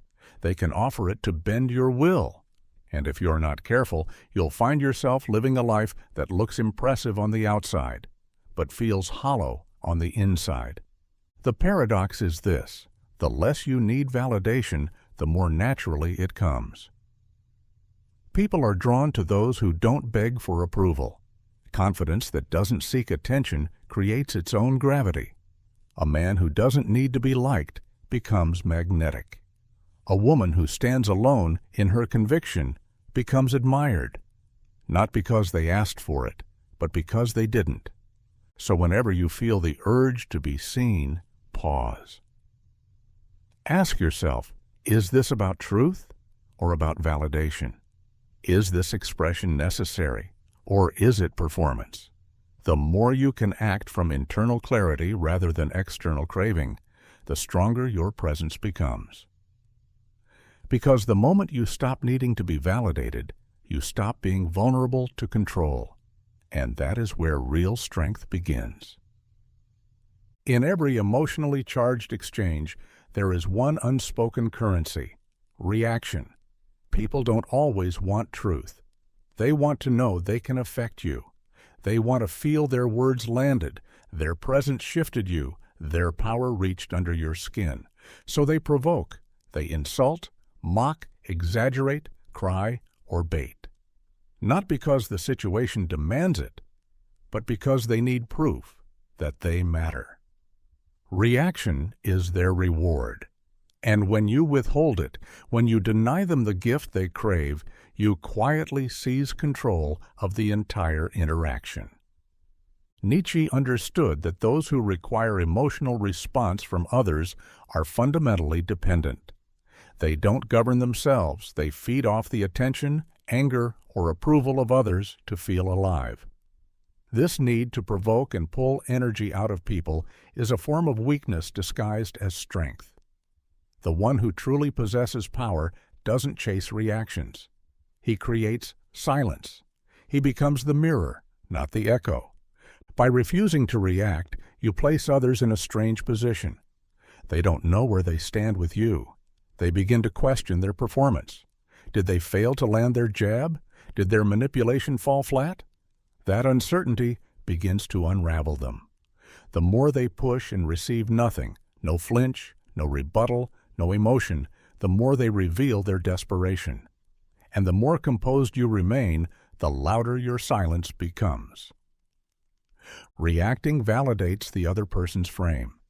It tells them, "You are important enough to disrupt me." Even anger is a form of engagement. It's attention paid, energy spent. But when you look through someone, when you meet their provocation with calm indifference or strategic silence, it denies them relevance. They can't get a grip on you, and that makes them uncomfortable. People crave feedback not just to understand you, but to feel they have influence. Strip that away, and they're left grappling with their own insignificance. This is not about arrogance or dismissal. It's about selective engagement. Your energy is valuable. Your attention is currency. You don't owe it to every loud voice, every insult, or every dramatized plea. To remain calm in the face of chaos is to send a message stronger than any insult could carry. I do not move for you. That level of control is unsettling to those who survive on emotional turbulence. Nietzsche would have seen this restraint as a kind of spiritual superiority. To deny someone the reaction they crave is not to avoid conflict. It's to transcend it. It's to rise above the battlefield entirely. You don't need to win the fight if you never enter the arena. The higher man chooses when, where, and if he responds. And often, the most devastating move is none at all. So let them beg for your reaction. Let them swing at the air, perform for your attention, escalate until they implode. You stay still. You watch. And in your silence, they hear the one truth they fear most, that their chaos does not move you, that they never had control. Absence is often mistaken for weakness, a sign of retreat, of irrelevance, of defeat. But in truth, absence is one of the most powerful tools of influence. It creates scarcity, and scarcity creates value. What is always available becomes ordinary. What disappears becomes sacred. The person who is always in the room, always talking, always accessible, slowly becomes part of the background. But the one who steps away, who removes their presence intentionally, becomes something people notice by not being there. Nietzsche understood this paradox intimately. He believed that true power was often quiet, concealed, withdrawn. The strongest individuals are not those who shout the loudest, but those who move in and out of visibility on their own terms. Absence is not a void, it is a statement. It says, "You don't get all of me, all the time." That boundary, unspoken yet undeniable, becomes magnetic.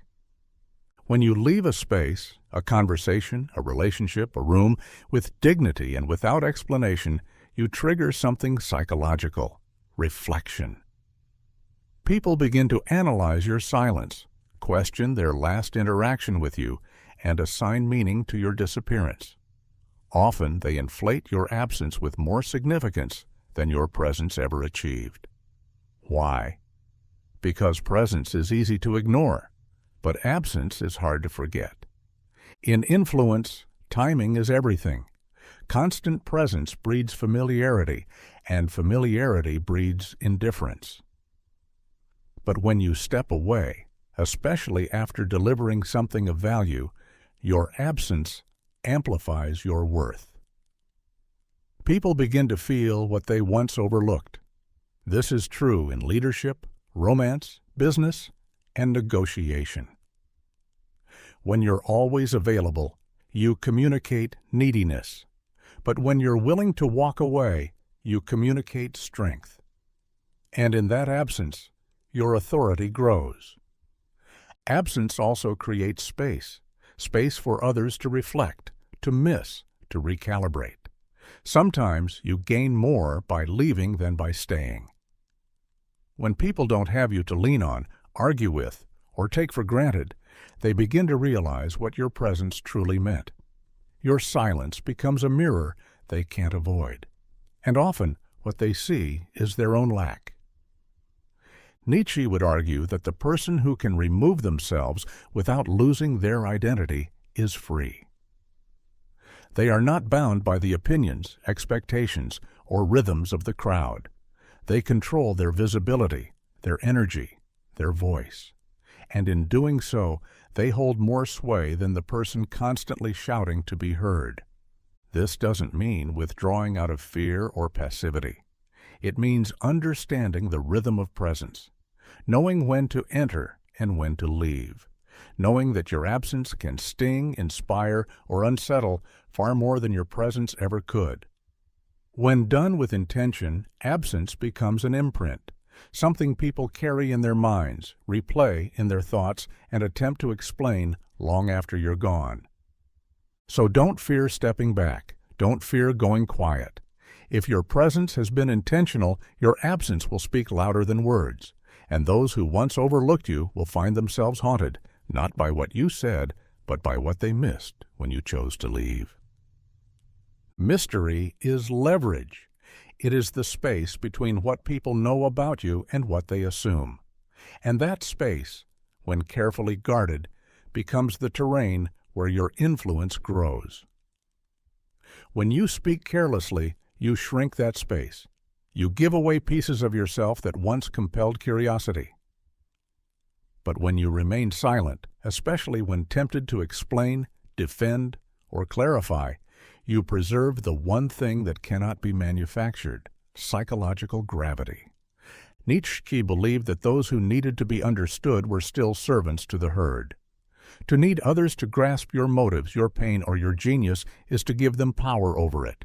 But when you hold back, when you allow others to interpret without confirming or denying, you retain control. You become a riddle that lingers in the mind.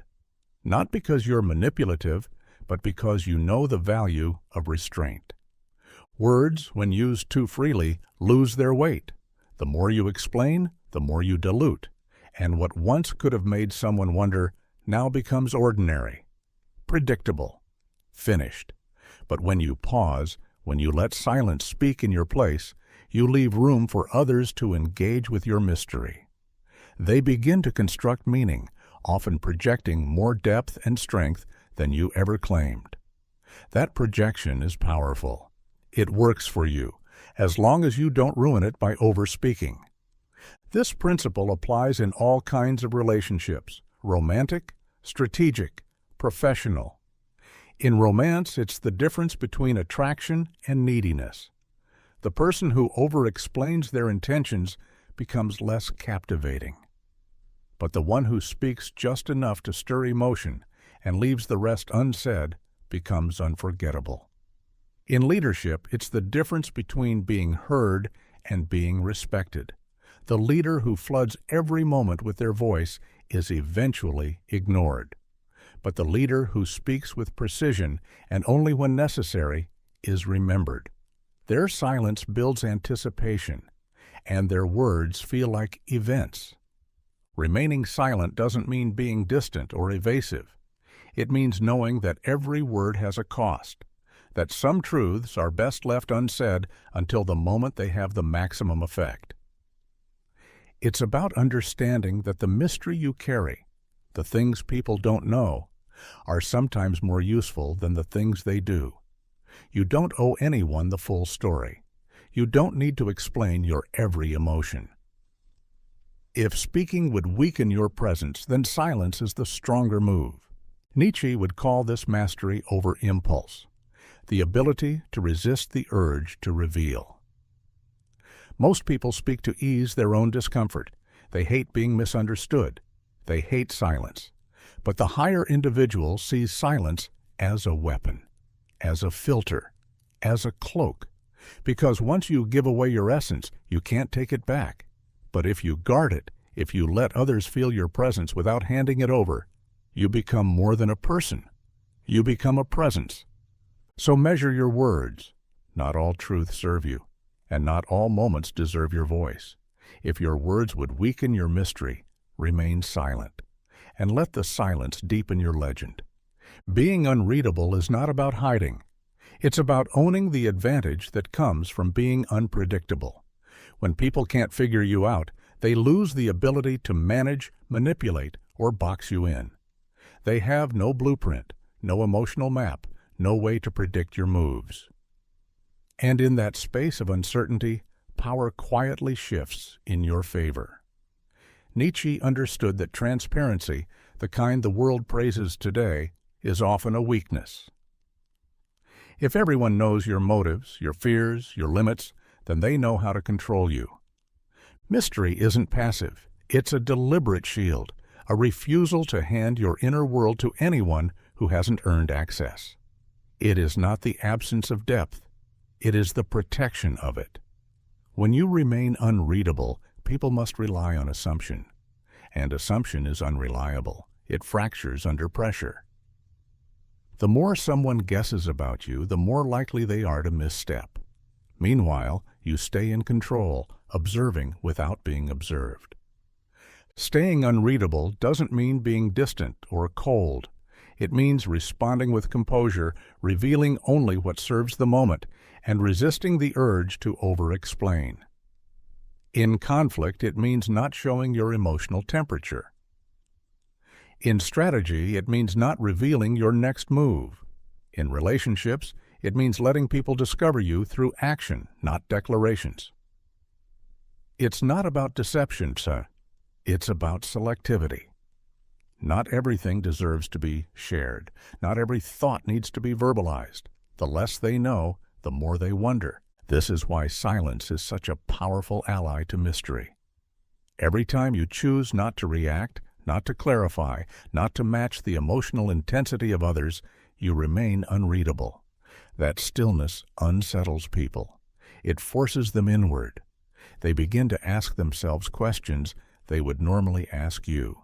They start second-guessing. That internal spiral benefits you, not because you've done anything, but because you've done less. Nietzsche believed that most people live in reaction to the herd, constantly revealing themselves in order to be seen, understood, accepted. But the higher individual steps outside that pattern. He becomes a mystery, not because he hides, but because he doesn't explain.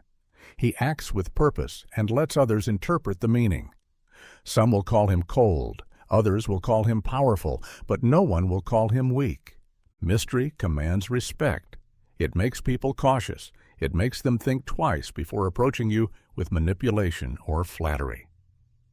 They don't know what drives you. They don't know what offends you. They don't know what moves you. And because of that, they tread lightly. That caution becomes a form of control. So protect your depth. Reveal it rarely. Let your stillness create tension. Let your unpredictability create doubt. Say less than you know. Withhold more than you share. And allow others to live in the question of who you truly are, because the man who can be read is already disarmed, but the one who remains unreadable, he is still a force, still becoming, still dangerous. In a world that rewards speed, reaction, and constant motion, doing nothing is often mistaken for passivity. But the strongest move is sometimes no move at all, not because you're indecisive, but because you're deliberate, because you understand that movement done from emotion or ego is usually movement in the wrong direction. Nietzsche saw strength not just in action, but in restraint, in the refusal to dance to another's rhythm, in the power to hold one's position when everyone else is scrambling to act. Most people are addicted to doing. They feel the need to speak, to respond, to correct, to defend. They equate silence with defeat and stillness with weakness. But true power lies in choosing when to act and when not to. Often the strongest position is to stand still and let the storm pass. Not because you're afraid, but because you know the storm is temporary, and your foundation is not. No move creates pressure. It introduces doubt. It forces the opponent to overextend, to reveal their real intentions. When you hold your ground, when you choose not to play the game others are trying to draw you into, you flip the power dynamic. Their momentum becomes confusion. Their confidence begins to shake. They start wondering what you're planning, what you know, what you're waiting for. And in that silence, in that refusal to be pulled, you gain leverage. Sometimes the enemy is not outside. It's your own impatience. You want to fix, to confront, to prove. But action taken from emotional reaction often backfires. It exposes your hand. It says, I need resolution more than I need control. But when you make no move, when you choose to observe longer, to gather information, to remain emotionally neutral, you conserve your strength. And when the moment comes, if it ever does, you strike from a place of clarity, not chaos. Nietzsche admired the will that could resist the need for constant motion. To him, self-mastery was the true expression of power. And self-mastery includes the ability to say, I don't have to act just because I'm expected to. Sometimes, by doing nothing, you let others collapse under their own weight. Their impulsiveness becomes their undoing. Their strategy unravels because it was built to provoke you into responding. When you don't, they begin to doubt the game itself. This principle is especially powerful in negotiation, leadership, and conflict. The one who makes the first move is often the one who shows their strategy first. But the one who waits, who doesn't flinch under pressure, forces the other side to reveal more, to fill the space with their own insecurity. And in that gap, clarity forms. So trust stillness. Use it like a weapon. Let the world rush. Let others demand decisions. reactions, declarations. You stay unmoved. Let your silence stretch. Let your calm presence dominate. Because the strongest move isn't always to act, it's to endure. And those who endure, untouched by the chaos around them, don't just survive the game, they own it. Letting others misjudge you is one of the most underrated strategies in human interaction. Most people are desperate to be seen correctly. They want to be understood, validated, and respected immediately. But Nietzsche would argue that this craving for accurate recognition often becomes a trap. The need to correct others, to explain yourself, or to prove your worth puts your power in someone else's hands. When you let others misjudge you and then outlive their certainty, you move in silence while they move in arrogance. And arrogance is always easier to defeat than awareness. Misjudgment is a gift if you know how to use it. When someone sees you as weaker, dumber, or less capable than you are, they expose themselves. They lower their defenses. They speak more freely. They underestimate you. And in that underestimation, they become blind to your true reach. Meanwhile, you continue building, quietly, patiently, without their interference. You observe, you adapt, you plan, all while they grow more confident in their miscalculation. There is power in being overlooked. It gives you time. It gives you room. It frees you from the pressure of expectations. You're not burdened by their scrutiny because they don't see you coming. And when they finally do, it's too late. You've already built your position. You've already created your leverage. What they thought was certainty collapses under the weight of your progress. Outliving someone's certainty doesn't mean proving them wrong with words. It means proving them wrong with reality. It means becoming so undeniable, so grounded, that their earlier judgments look foolish in hindsight. That's a deeper kind of justice, not one rooted in confrontation, but in evolution. You didn't fight them. You simply kept going. And now the results speak in a voice louder than any argument ever could. This principle demands restraint. It means allowing people to talk, to label you, to dismiss you, without needing to correct them. Because if you stop to address every misjudgment, you waste the energy you could use to build. You slow yourself down, trying to win small battles of perception. But if you stay the course, stay silent, and stay focused, the war is already won, not because they surrendered, but because you rose beyond their reach. Nietzsche admired the individual who chose solitude over applause, depth over visibility. That kind of person doesn't rush to be understood. They allow themselves to be underestimated because they know something others don't. Time is the great revealer. In time, the illusion breaks. In time, your work outgrows their words. So when they misjudge you, let them. Don't explain. Don't correct. Don't rush to show your hand. Let their certainty grow, because the higher it rises, the harder it falls when your truth inevitably arrives. And when it does, don't gloat. Just keep moving, because your quiet success will echo longer than their loud certainty ever did.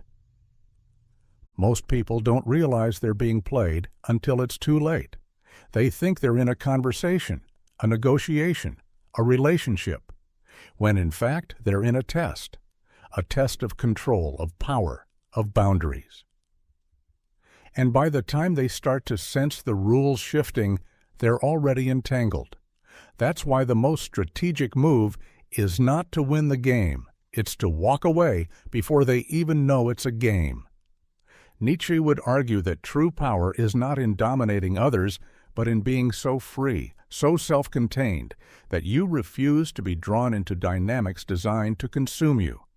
People with hidden agendas, emotional manipulators, or even well-meaning but toxic individuals often set traps disguised as dialogue. They bait you with guilt. They challenge you with veiled insults. They flatter you with intention. And if you engage, even to defend yourself or clarify, you've entered their frame. Now you're playing their game, by their rules. They control the tone, the tempo, the terrain, and you lose your edge.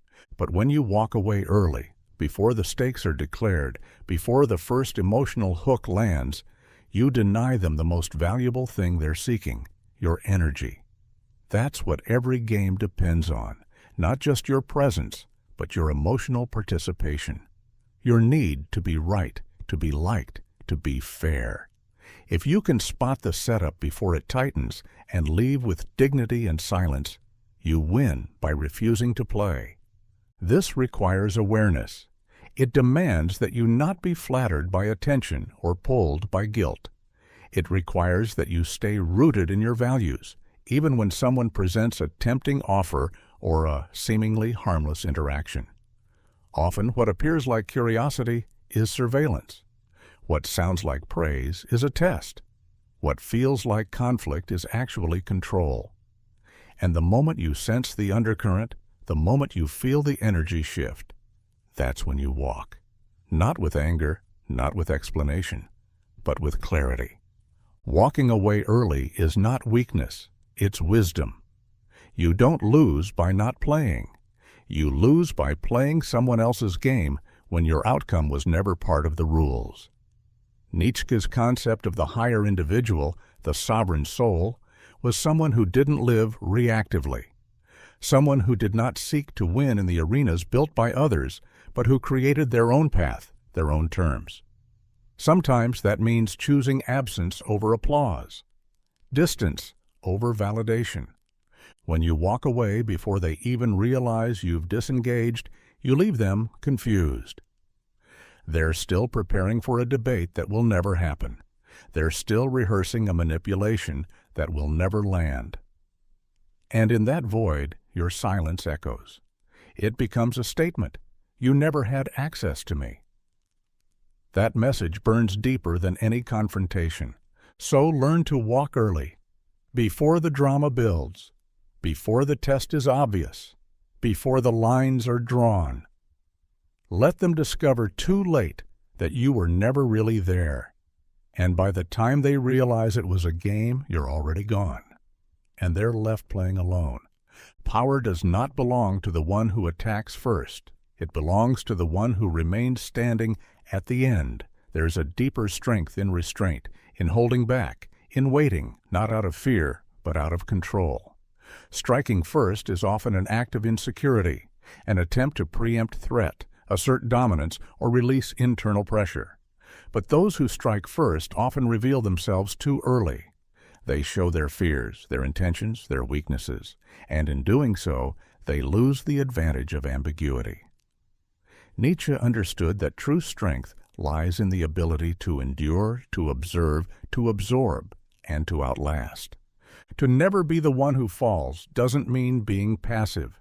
It means being immovable. You're not afraid to be tested.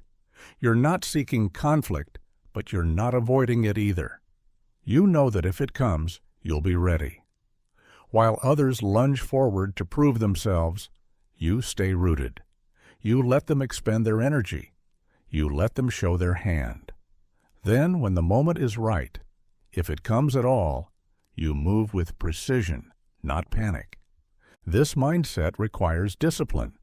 It's tempting to act first, especially when your ego is poked. When someone challenges your intelligence, your authority, your integrity, the instinct is to react, to defend, to strike back, to level the playing field. But when you resist that urge, when you allow the other person to act first, you gain critical insight. Their choices reveal everything: their emotional triggers, their thought process, their level of control, and all the while, you remain untouched. Not falling means knowing how to absorb without collapse. Let others escalate. Let them grow louder, more erratic, more emotional. You stay still. You manage your reactions. You don't flinch under pressure. That calmness is not just a defense. It becomes offense, because it unsettles those who expected to rattle you. The more they try and fail to break your posture, the more unbalanced they become. and in that imbalance they expose their own vulnerabilities. Nietzsche would see this approach as the evolution of strength. The herd reacts.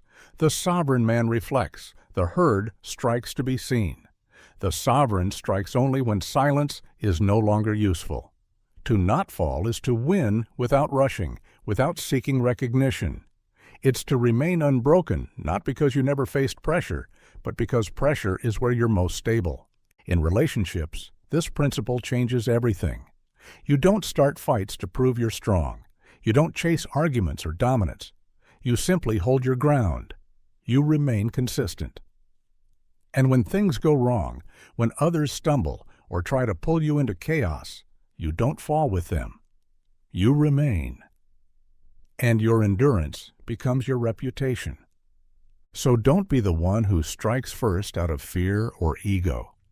Be the one who watches, who prepares, who waits. And when the test comes, when everything around you starts to bend or break, you remain. Because that's the ultimate display of power, not who throws the first punch, but who is still standing when the dust clears. In any room, the one who speaks the least often holds the most power. Not because they dominate the conversation with authority, but because they control its tempo. Words move things forward.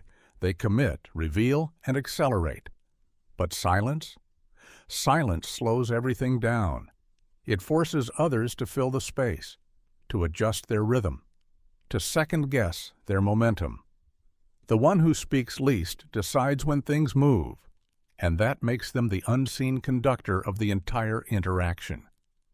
When someone talks a lot, they give away more than they intend. They show their eagerness, their insecurity, their strategy. The more they speak, the more the listener learns. But the one who speaks sparingly remains unreadable. Their silence becomes tension. Others lean in, wondering what they're thinking, what they'll say, when they'll say it. That anticipation shifts the focus entirely. Now, everyone is reacting to the silent one, not the other way around. Nietzsche would have called this a form of power rooted in restraint. Speaking less isn't about passivity. It's about intentionality. Each word becomes more valuable, more impactful, because it wasn't given easily. It wasn't reactive. It was chosen. And in a world where people talk endlessly to prove themselves, the one who doesn't need to becomes instantly more intriguing and more threatening. Controlling the tempo means controlling the emotional rhythm of the space. When others escalate, you stay calm. When they interrupt, you wait. When they rush to conclusions, you pause. That contrast exposes their volatility. It highlights their lack of control. And it draws attention to your presence without you ever needing to demand it. You aren't pushing the tempo. You are owning it because you can choose not to play at all. This principle is especially powerful in negotiation, conflict, or leadership. The person who speaks the least is often assumed to be calculating, even if they're simply observing. That assumption alone shifts behavior. People try harder to impress you, to read you, to win you over. And that effort gives you more information than their words ever could. Meanwhile, your silence becomes leverage. You haven't committed. You haven't conceded. You haven't even moved. To control tempo through silence also means being comfortable with tension. Most people fear the pause. They rush to fill it. But if you can hold stillness, even for a few seconds longer than what feels comfortable, you begin to shift the environment around you. Now others are waiting for your move. They've handed you the rhythm without realizing it. Nietzsche believed that the strongest individuals were those who didn't rush to be understood. They valued depth over speed. And in communication, that principle holds true. The more you speak, the more rhythm you surrender. But when you choose your moments, when you let silence do the pacing, you become the anchor. The one others adjust around, so speak only when it matters. Let your silence shape the room. Let others burn their energy while you conserve yours. Because in any exchange, the one who speaks least doesn't just hold back words. They hold the tempo, and that's where control begins. Politeness is often mistaken for submission, but in reality, when paired with distance, it becomes a sharp weapon, one that confuses, disarms, and commands respect. To be polite but distant enough to be feared is to master the balance between civility and control. It's to show respect without surrendering presence. Nietzsche would argue that true power isn't found in rudeness or arrogance, but in a poised restraint that keeps others at emotional arm's length, close enough to admire, too far to manipulate. People instinctively test boundaries. If you're too cold, they write you off. If you're too warm, they assume familiarity. But when you're polite, calm, respectful, even gracious, while maintaining emotional distance, you introduce unpredictability. They can't place you. They don't know if you like them, if you trust them, or if you're simply tolerating their presence. That ambiguity creates tension, and tension is what gives you psychological weight in any room. Politeness softens the ego. It disarms potential resistance. No one feels directly attacked. But the distance, the lack of emotional vulnerability or overfamiliarity, establishes a kind of quiet dominance. You're not inviting people into your world, you're letting them approach it, cautiously. And because they can't fully read your intentions, they begin to second-guess theirs. This balance is especially effective in leadership, negotiation, and high-stakes interpersonal dynamics. The polite, distant person is often perceived as more intelligent, more powerful, and more self-sufficient. Why? Because they don't need approval. They don't overexpress. They don't rely on charm. Their respectfulness signals control, and their distance signals danger. You don't know what they're thinking. You don't know what lines they might draw, and that uncertainty makes people tread lightly. Nietzsche despised false humility and theatrical friendliness. He saw it as the language of the weak, those who lacked inner stability and sought it in constant affirmation. The superior individual, in contrast, does not shout, boast, or grovel. He moves with quiet precision. He is polite not to gain favor, but because he doesn't need to dominate the surface. His real power lies in the silence between words, in the distance that makes others question themselves. This isn't about manipulation. It's about energetic discipline. Being overly friendly drains your mystique. Being overly cold invites resistance. But if you offer just enough warmth to avoid hostility, while keeping your emotional world locked, people respect you and fear misstepping. That is a rare combination. Most either seek to be liked or seek to intimidate. The one who does neither, yet commands both reactions, is untouchable. So hold the door, offer the handshake, nod, smile slightly.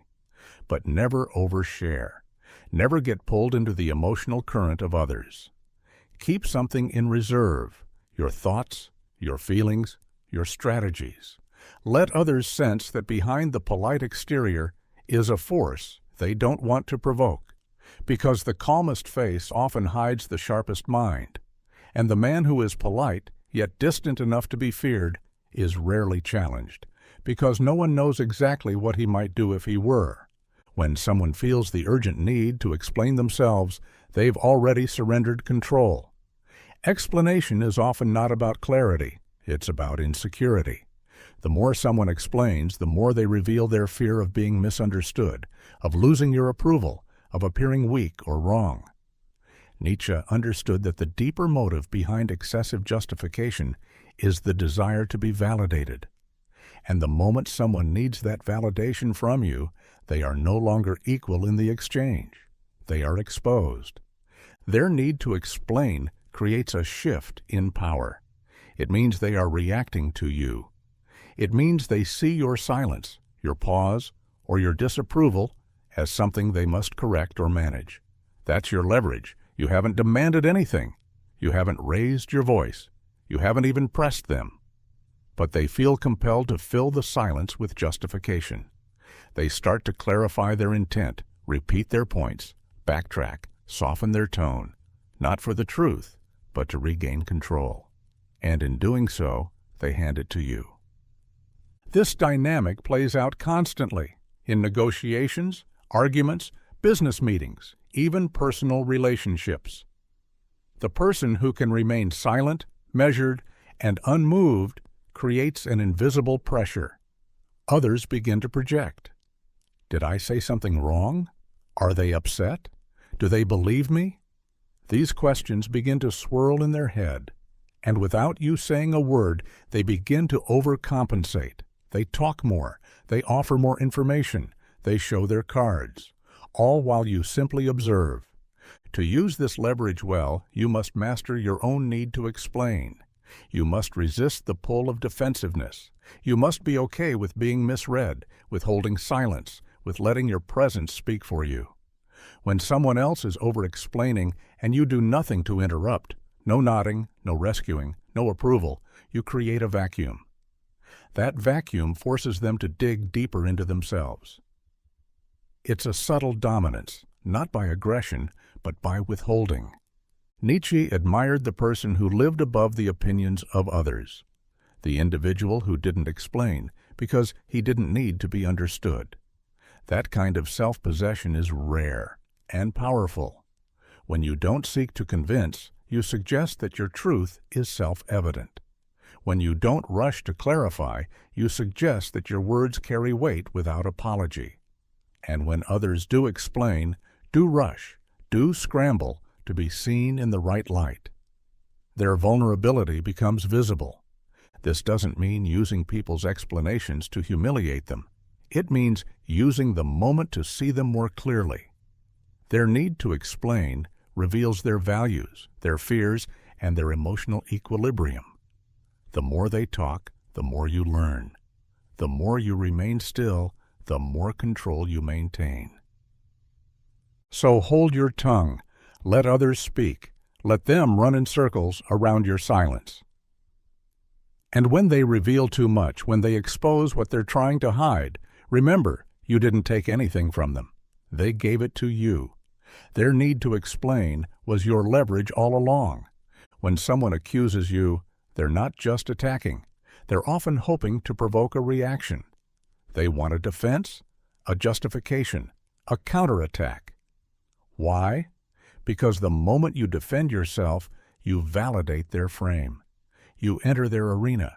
You begin explaining, clarifying, softening the blow. And in doing so, you acknowledge that their accusation matters. But when you offer no defense, when you let their words hang in the air without response, you do something far more powerful. You reflect. Letting an accusation echo back means allowing it to reveal more about the accuser than about you. When you don't defend, you force them to sit with the weight of their own words. You don't give them closure. You don't give them control. You give them silence. And silence demands reflection. In that space, they begin to doubt. Did they go too far? Were they projecting? Are they even sure what they just said was true? The longer the accusation lingers without a reply, the more it begins to lose its edge and turn back on its origin. Nietzsche would see this as an act of spiritual elevation, not silence out of passivity, but silence out of power. The need to explain is a form of bondage, a signal that someone else's perception dictates your self-worth. The free individual doesn't live under that burden. He understands that truth doesn't always need defending, and character doesn't require applause. When you know who you are, accusations become background noise. You let them echo until they collapse under their own emptiness. Offering no defense is also a mirror. It reflects the emotional state of the person accusing you. If they are calm and grounded, they might hear their own words clearly in the silence and reconsider. If they are reactive and unstable, your non-response can trigger even more outbursts, revealing the disproportion of their aggression. Either way, you gain insight. And insight is a higher form of power than rebuttal. There's also an aesthetic elegance to this approach. Most people scramble to manage perceptions. They fight tooth and nail to be seen in the right light. But when you stay composed, even in the face of attack, you distinguish yourself. You communicate that your reality is not shaken by another's momentary judgment. That kind of stoic composure isn't just rare, it's unforgettable. People remember the one who didn't flinch. Of course, this tactic requires strength. Silence must come from confidence, not suppression. It's not about bottling your anger, it's about having nothing to prove. The moment you respond just to ease tension, you give away the higher ground. But when you let their words hang unanswered, they start to wonder, why didn't he defend himself? What does he know that I don't? Let them wonder. Let their words hang. Let them echo back in their own mind, louder and more distorted with every second of your silence. Because in that echo, they hear not your guilt, but their own projection. And you, untouched, walk away without ever lifting a shield. Silence is not the absence of sound, it's the presence of intention. When you choose to say nothing, you're not withdrawing. You're forcing the world to listen without giving them anything to hold on to.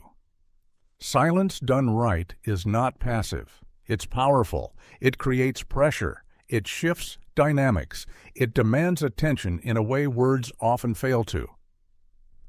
When you let someone feel the weight of your silence, you're making them carry what they just said. You're forcing them to sit with it, without rescue, without redirection, without escape. Most people speak to relieve discomfort. They fear pauses in conversation. They fear being misunderstood. They fear losing control of perception. And so they talk, filling space with explanations, clarifications, apologies, or meaningless chatter. But when you don't respond, when you hold still and remain composed, they're left with nothing but their own echo. That silence becomes a mirror. It reflects back their tone, their motives, their insecurities. And the longer you hold it, the heavier it becomes. Nietzsche understood this as a form of psychological command. Those who react quickly are led by the moment. Those who remain silent lead it. To speak is to reveal. To stay silent is to watch. When you don't answer, don't react, don't give them anything to work with, they're forced to confront themselves. Frischis. And most people aren't ready for that. In conflict, silence is a weapon. When someone lashes out, they're expecting resistance or submission. But silence gives them neither. It denies them the satisfaction of knowing they landed a blow. Worse, it makes them question whether the blow even mattered. That doubt eats at them. They begin to replay their words. They start reinterpreting their own behavior. And suddenly, they are trapped in a loop of reflection, one you created by doing nothing. But silence is not just for conflict. In leadership, silence commands a room. The person who doesn't rush to speak often says the most when they finally do. Their words are anticipated. Their energy is felt. People lean in, not because of volume, but because of restraint. The silence before their speech builds gravity. It makes people pay attention, not because they demand it, but because they earn it with presence. Letting someone feel the weight of your silence also sets boundaries. It communicates, I do not rush to make you comfortable. You're not obligated to soothe every awkward moment, to explain your quiet, to fill every space. That control over your voice and your energy makes you unpredictable, and what can't be predicted can't be controlled. This power only works when it comes from inner confidence. If your silence is laced with insecurity, people will sense it. But when it comes from certainty, from calm, it's unshakable. People feel it, they respect it, or they fear it. Either way, you don't need to raise your voice to be heard. Let your silence be heavy. Let it be deliberate. Let it say, I don't need to speak to be understood. And in that silence, you will say more than words ever could. Correction is often a reflex, a need to reassert truth, defend one's image, or control the narrative. But that need itself can be a subtle form of weakness.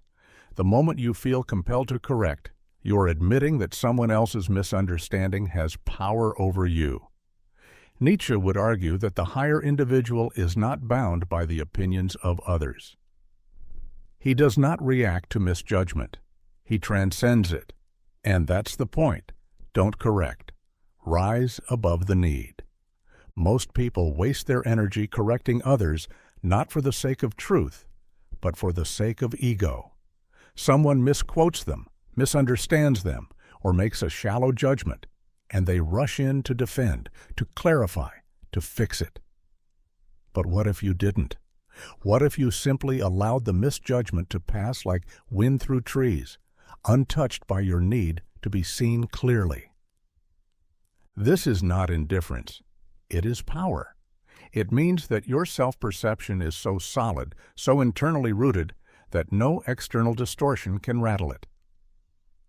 When you stop correcting people, you stop living reactively. You stop chasing validation in the minds of others.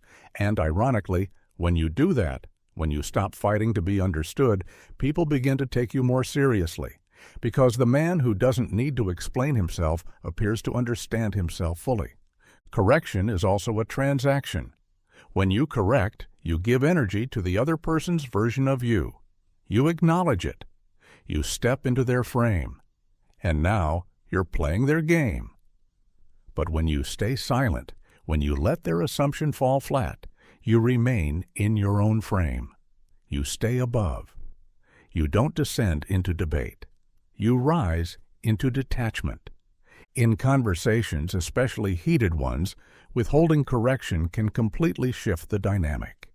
When someone throws a false accusation or misrepresents your intentions and you remain calm, offering no protest, it confuses them. They were expecting a battle. They were prepared to argue. Your silence robs them of that. They begin to feel the dissonance, and over time, their mind begins to loop. Why didn't he defend himself? Was I wrong? The absence of resistance plants seeds of doubt more effectively than any correction could. Nietzsche believed that the noble soul does not descend to every challenge. He picks his battles, and most aren't worth fighting.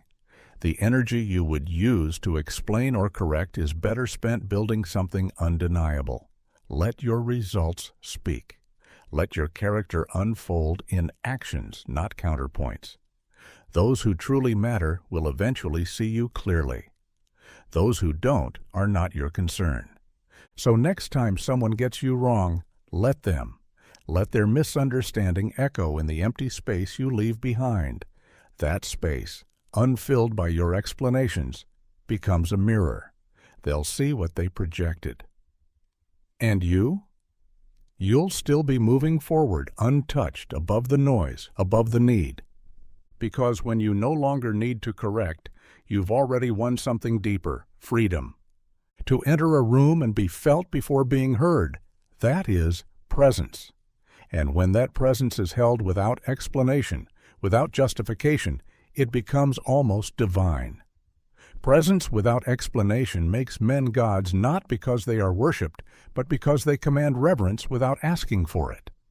The modern world conditions people to constantly explain themselves, to clarify intent, to share their reasoning, to soften their strength with disclaimers. But true presence is quiet, still, and unapologetic. It says, I am here, without needing to say why. Nietzsche would see this as the evolution of the sovereign individual, one who has transcended the need to be understood. His existence is enough. His energy defines the space. He does not enter hoping to be accepted. He enters as one who decides what he accepts.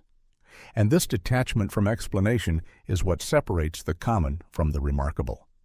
Because most people broadcast their uncertainty. They explain not just to be clear, but to be liked, to be approved. and every explanation dilutes the power of presence. It reveals need. It shows that your sense of self still depends on external response. But when you walk in, fully composed, and say nothing to justify your calm, your style, your silence, you become a question mark. You create a vacuum. Others lean in. They wonder. They start to analyze your posture, your glance, your silence. And that curiosity becomes its own gravitational pull. You didn't demand attention. It formed around you. Not because of what you said, but because of what you withheld. This is the foundation of mystery. And mystery is power. Gods in mythology rarely spoke often. Their presence alone stirred fear, reverence, curiosity. They didn't argue. They didn't explain. They appeared. And that appearance altered everything. That's the model. Not to act superior, but to carry yourself as though your existence is already a declaration and needs no footnote. In leadership, this is gold. The leader who explains too much is seen as insecure. The one who justifies every action is viewed as uncertain. But the leader who communicates clearly when necessary and otherwise leads by presence, by vision, by quiet strength, that person earns loyalty without manipulation. Because people trust what feels immovable, and presence without explanation feels like a mountain, steady, unmoved, undeniable. Even in conflict, this principle applies. When someone attacks you verbally or questions your choices, the impulse is to defend, to rush in and protect your image. But if you remain calm, unbothered, and silent, you introduce doubt into their aggression. You suggest you know something they don't, that you've already resolved what they're still grappling with. That kind of confidence can't be faked. It's felt. And it comes only from mastering the need to explain. So carry yourself as though you don't owe the world a single sentence. Let your presence speak before your mouth does. Let your silence raise questions they can't answer. Because when men no longer explain their value and simply embody it, they rise above the herd. And from that height, they are no longer just men. They become legends. Small talk is a currency of the ordinary. It fills the silence with comfort, smooths over social friction, and masks the discomfort of not knowing what to say. But those who refuse small talk, who speak only when it matters, command a different kind of presence. They are not antisocial, they are intentional. Nietzsche would see this not as aloofness, but as a rejection of the trivial in favor of the essential. It is a quiet rebellion against a world addicted to noise. When you don't engage in surface-level conversation, you force people to meet you in depth. They can't rely on the usual scripts. They can't hide behind the weather, gossip, or superficial pleasantries. They're faced with the weight of their own shallowness, and often they'll either rise to the occasion or retreat.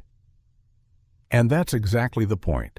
By refusing small talk, you filter your environment. You attract those who seek meaning and repel those who fear it. People who speak only when it matters create anticipation. Their words carry weight because they're rare. When they speak, people listen, not out of politeness, but out of curiosity. If he's speaking now, it must matter. This scarcity builds power. Like silence, restraint in speech builds tension. And tension is memorable. It's what sets you apart. Small talk dilutes your energy. Every meaningless sentence is a leak. Over time, that energy could have been spent on insight, creativity, or clarity. The man who refuses small talk protects his energy like a king guards his gold. He speaks when there's truth to share, vision to express, or purpose behind the words. Everything else? Silence. This doesn't mean being rude or cold. It means being sovereign in how you connect. You greet with presence, not platitudes. You listen fully, but don't feel the need to respond with filler. You ask questions that matter, and when you receive surface answers, you leave space for depth, or you walk away without guilt. Nietzsche believed that one of the worst fates was to be consumed by the trivial. He wrote for the rare reader, the few who would read between the lines and grasp what others missed. That same spirit applies here. You aren't here to fill time.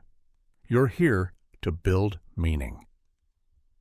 And if that means long silences between short, potent sentences, so be it. People remember those who made them think, those who made them feel something real. No one remembers the guy who talked about traffic or weekend plans, but they remember the one who asked a piercing question at the right time, the one who paused instead of pandered, the one whose words struck because they were earned, not thrown away. So refuse to waste breath. Let others scramble for things to say. You stay grounded. You speak with purpose. You wait until your words are necessary, and then you deliver them like a stone dropped in still water. Deep, lasting, felt. Because in a world of chatter, silence and meaning will always stand out. Chaos seeks company. When someone stirs a storm, whether through emotional outbursts, manipulation, or provocation, they expect others to get pulled into it, to react, to flinch, to defend. This is how control is transferred. The person who creates the storm often isn't seeking truth. They're seeking dominance through disruption. But when you stay calm in the middle of that storm, you deny them the one thing they need to feel powerful: your emotional reaction. That calmness is not just peace, it's psychological warfare. It unsettles them because it reveals a deeper truth. They are not in control of you. Staying calm isn't weakness, it's mastery. It means you've trained yourself not to flinch at chaos. It means you can separate signal from noise. It means you know that your energy is yours to command, not theirs to hijack. Nietzsche admired this kind of sovereignty, the type that isn't loud but immovable. The higher individual doesn't react to every insult or manipulation attempt. He observes, he absorbs, and when necessary, he acts, never from impulse, but from intention. Think of a storm, the lightning, the thunder, the swirling wind, all dramatic. But it's the mountain that holds still. That contrast is what gives the mountain its power. The same is true in human interaction. When someone escalates and you remain steady, you create dissonance. It feels unnatural to them. They were expecting resistance, a matching emotional pitch. But instead, they're met with silence, stillness, composure. That moment destabilizes them. Their anger begins to echo back to themselves. Their tactics start to look juvenile. This is especially powerful in arguments. Most arguments aren't about truth. They're about emotional control. Who can rattle the other? Who can dominate the space? But when you remain composed, you set the rhythm. You hold the tempo. The other person has to respond to you, not the other way around. And when they realize they can't shake you, their performance begins to fall apart. Even in leadership, calmness in chaos is what separates those who command from those who panic. A leader who keeps their tone steady when things are falling apart doesn't just inspire confidence, they embody it. Others look to them not for comfort, but for orientation. And those who once stirred the storm, they shrink in the presence of someone who cannot be swayed. This discipline isn't natural, it's forged. It's trained in the quiet moments when you choose not to overreact to minor frustrations. It's built every time you choose breath over impulse, and it becomes your shield. People may still try to provoke you, but they won't get the satisfaction. They'll get silence. They'll get presence. And they'll have to face the storm they built alone. Because in the end, calm is power. Stillness is signal. And the one who remains grounded amidst emotional chaos isn't avoiding the storm. He is the center of it, untouched, unmoved, and ultimately undefeated. People lie with their words, but rarely with their patterns. What they say may shift depending on the room, the mood, or the motive, but how they act over time will always tell the truth. If you want to understand someone deeply, don't just listen, watch. Patterns don't ask for attention, but they hold the real power. The way someone avoids conflict, how they respond under pressure, the little habits they think no one notices, these are the footprints of their character. Words are cheap. They're meant to impress, to justify, to manipulate perception. But actions don't bluff. And when those actions repeat, whether it's avoidance, exaggeration, generosity, or control, you begin to see the real person. Nietzsche would argue that to know someone's soul, you must not ask them questions. You must watch how they live. What do they return to? What do they flee from? What behaviors are invisible to them because they've performed them so long they don't even notice? For example, someone may say they value honesty, but observe how they behave when telling the truth would cost them something. Someone might claim they respect boundaries, but how do they react when told no? Watch the rhythm of their life. Who do they surround themselves with? What do they tolerate? What do they run from? The more silent you are, the clearer these patterns become. Most people are so busy trying to be heard that they miss what others are constantly showing them. But if you train yourself to step back, to observe without reacting, you'll start to see things others never notice.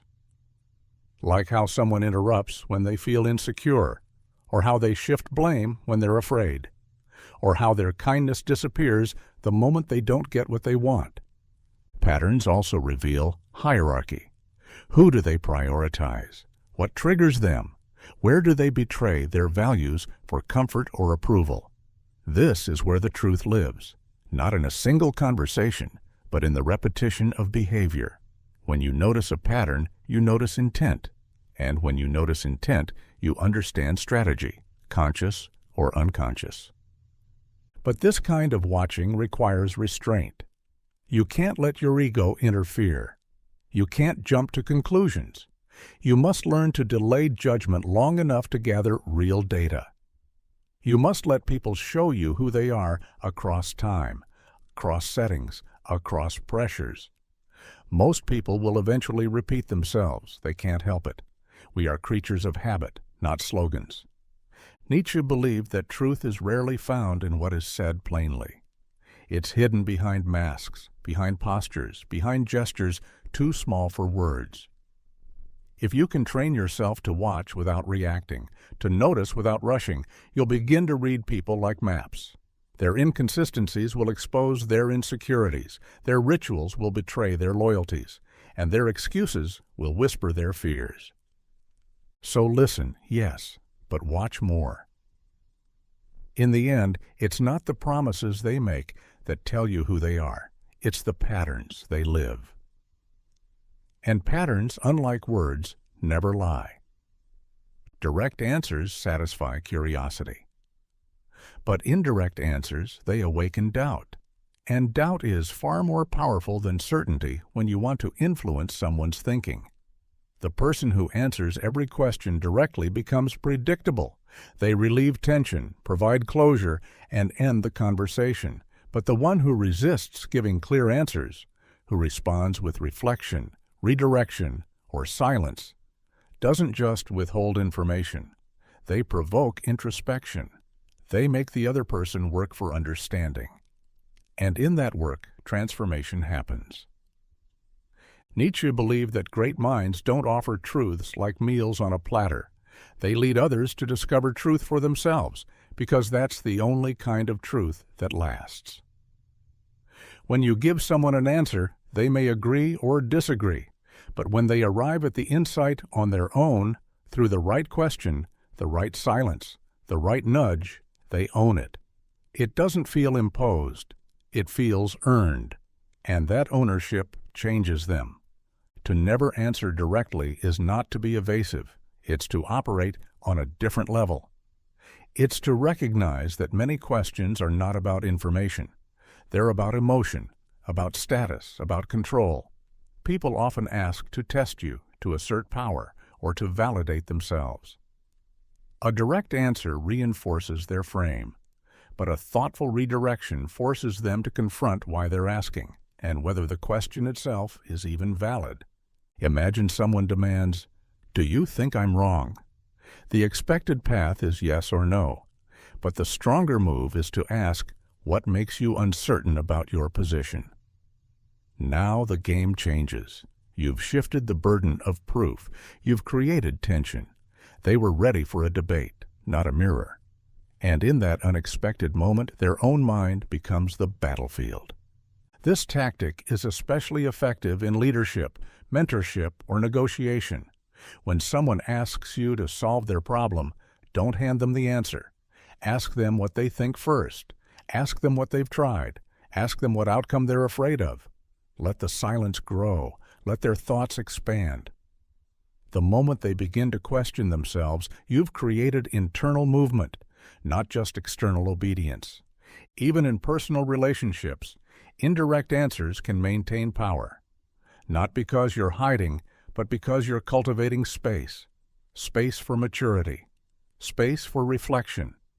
You are showing that your thoughts are not easily accessed, that to reach you, others must slow down, think deeper, and respect your inner terrain. That creates mystery, and mystery invites respect, even fascination. Nietzsche's writing is filled with aphorisms for this very reason. He didn't explain everything. He forced the reader to fill in the gaps, to wrestle with ambiguity. In doing so, he created engagement, and that engagement sparked evolution. So don't be too quick to answer. Let your words point instead of conclude.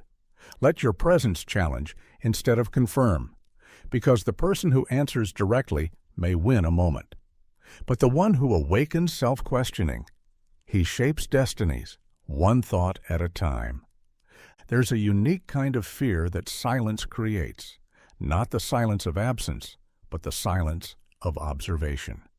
When a man enters a room and speaks little, yet watches everything, his presence generates tension. People don't know where he stands, what he's thinking, or what he might do. That uncertainty is unsettling. And it gives him a power that loud voices and bold declarations can never achieve. The most feared man is not the one who dominates conversations. It's the one who listens and reveals nothing. When you speak, you give away your position. You reveal your values, your biases, your knowledge, and often your insecurities. But when you remain silent and attentive, you learn everything while offering nothing in return. That imbalance is what makes people nervous. They begin to project. They wonder what you've noticed. They doubt their own words, and in that internal doubt, they lose footing, while you gain ground. Nietzsche revered the thinker who lived above the herd, whose wisdom came not from reacting, but from watching. The silent observer doesn't chase attention because he doesn't need it. He's studying the room, not to be accepted by it, but to understand its flaws, its rhythms, its weaknesses. That makes him dangerous, because he cannot be predicted, and what can't be predicted cannot be controlled. In any power dynamic, observation is the first step to influence. You must see clearly before you can move strategically. The man who watches in silence is gathering information, who talks the most, who postures, who seeks approval, who contradicts themselves. He sees the contradictions. He sees the masks. And while others are distracted by performance, he is mapping the psychology of the room. Without speaking, he gains an advantage no speech could buy. But this presence must come from intention, not insecurity. True silent power isn't about social anxiety or avoidance. It's about deliberate restraint. It's about knowing that your presence already speaks, that you don't need to prove yourself through noise, that you can let others underestimate you, and in doing so, let them reveal far more than they intended. In conflict, the silent observer is especially potent. His lack of reaction frustrates aggressors. They want to provoke, to shake, to pull him into a verbal game, but he stays grounded. He watches, and in doing so, he exposes their emotional instability. The louder they get, the more composed he becomes. And everyone sees it. Without lifting a finger, he flips the hierarchy. Even in conversation, being the quiet one shifts the balance. People fill the silence nervously. They overshare. They try harder to impress. They scramble for your approval, unsure if they're earning it. That's leverage. You've given them no judgment, no confirmation, and in that vacuum, they perform harder. So speak when it matters, but observe always. Let your silence be felt, not feared, because it is cold, but because it is watching. The man who observes in silence is not just hearing words. He's seeing truth. And that kind of sight is rare, powerful, and for many, terrifying. Patience is often misunderstood as stillness, passivity, or even weakness. But in truth, the highest form of patience is not passive at all. It's predatory. It waits not because it has no power, but because it knows when to strike. Nietzsche would view true patience as an act of superiority, a calculated calm that watches, learns, and withholds action until the precise moment when it is most effective. That's not inaction. That's restraint with teeth. Predatory patience is grounded in strength, not fear. It is the ability to control one's impulses, not because the desire for reaction isn't there, but because the individual sees further. The one who is patient in this way isn't surrendering. He's setting traps. He lets others reveal themselves. He watches for patterns. He listens to what's said and what's avoided. And while others rush forward to prove themselves, to speak first, to strike early, he bides his time, not to avoid the fight, but to end it quickly when the advantage is certain. In a world addicted to immediacy, patience becomes radical. Everyone wants instant results, fast responses, quick gratification. The patient man operates on a longer timeline. He doesn't need to rush because he's already ahead, not in speed, but in understanding. He knows that most mistakes are made in haste, most vulnerabilities are exposed under pressure, and most people reveal everything when they believe no one is waiting. This form of patience is most powerful in conflict. When someone provokes you, insults you, or challenges you, the instinct is to react. But when you don't, when you smile, stay composed, and hold your line, you instantly flip the dynamic. They wanted an emotional match. You gave them stillness. And that stillness is unsettling. It makes them question their approach, their words, even their judgment. You've now gained psychological ground. You've demonstrated that their chaos cannot disrupt your strategy. Predatory patience also applies to ambition. Many chase success with frantic energy. They burn out, break down, or betray themselves in the name of speed. But the patient man builds with purpose. He doesn't just want the throne. He wants to keep it. And so he watches others scramble, watches trends come and go, and quietly positions himself. When the moment is right, when the opening is undeniable, he moves decisively. And without resistance, because everyone else has already exhausted themselves. Nietzsche admired those who lived with vision, who weren't swept up in the moment, but who moved from a deeper rhythm. Patience in this context is a form of intelligence. It is knowing that time itself can be used as a weapon. That delay is not defeat, it is preparation. And that the longer you wait, the sharper your instincts become. So cultivate patience, not as a virtue of meekness, but as a strategy of dominance. Let others spend their energy. Let them act too soon. You will be watching, sharpening, preparing, not idly, but intentionally.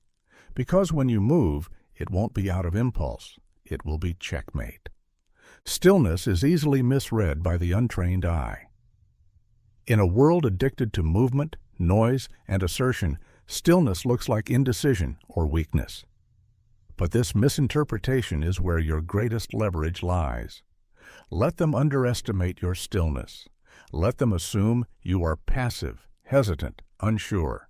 Because while they're trying to assess your speed, your volume, your force, you are watching. You are thinking. You are waiting. And when the moment comes, you will not move loudly. You will move precisely. To be still is to disrupt expectations. Most people are predictable in their reactivity. They speak when challenged. They defend when accused. They move when pressured.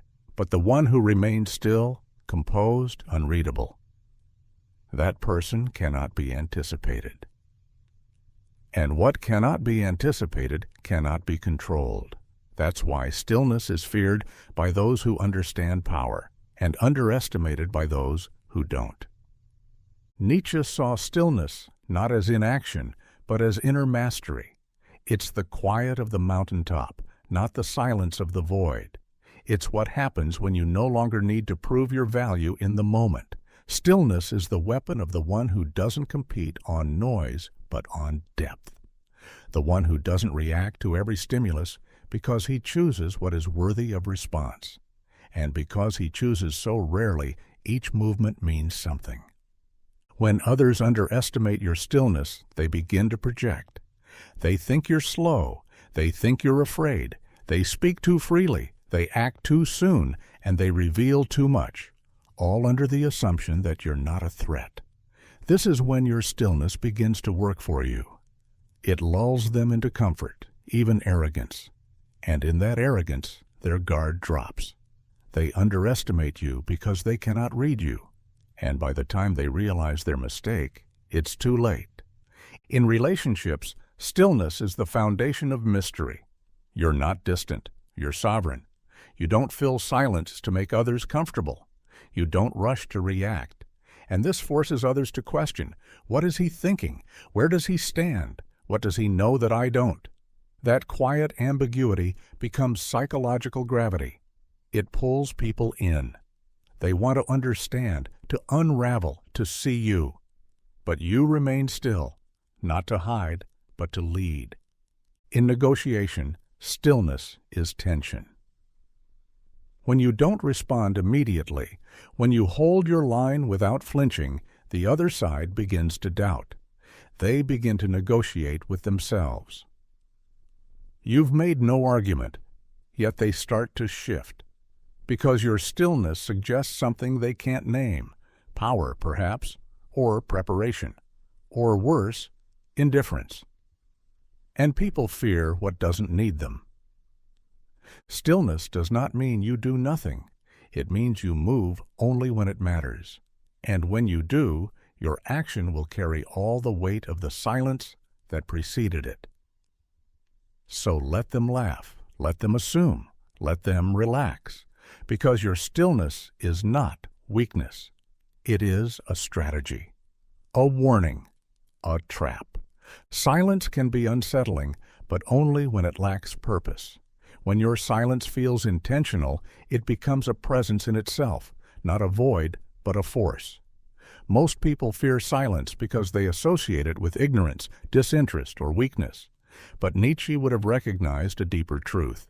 The highest form of power is often expressed through what is withheld. Your silence, then, should not be a gap in the conversation. It should be a message in its own right. There is a world of difference between an empty silence and an intentional one. Empty silence is anxious. It fidgets. It screams insecurity. It's the silence of someone who doesn't know what to say, but also can't bear not saying something. Intentional silence, by contrast, holds tension. It demands presence.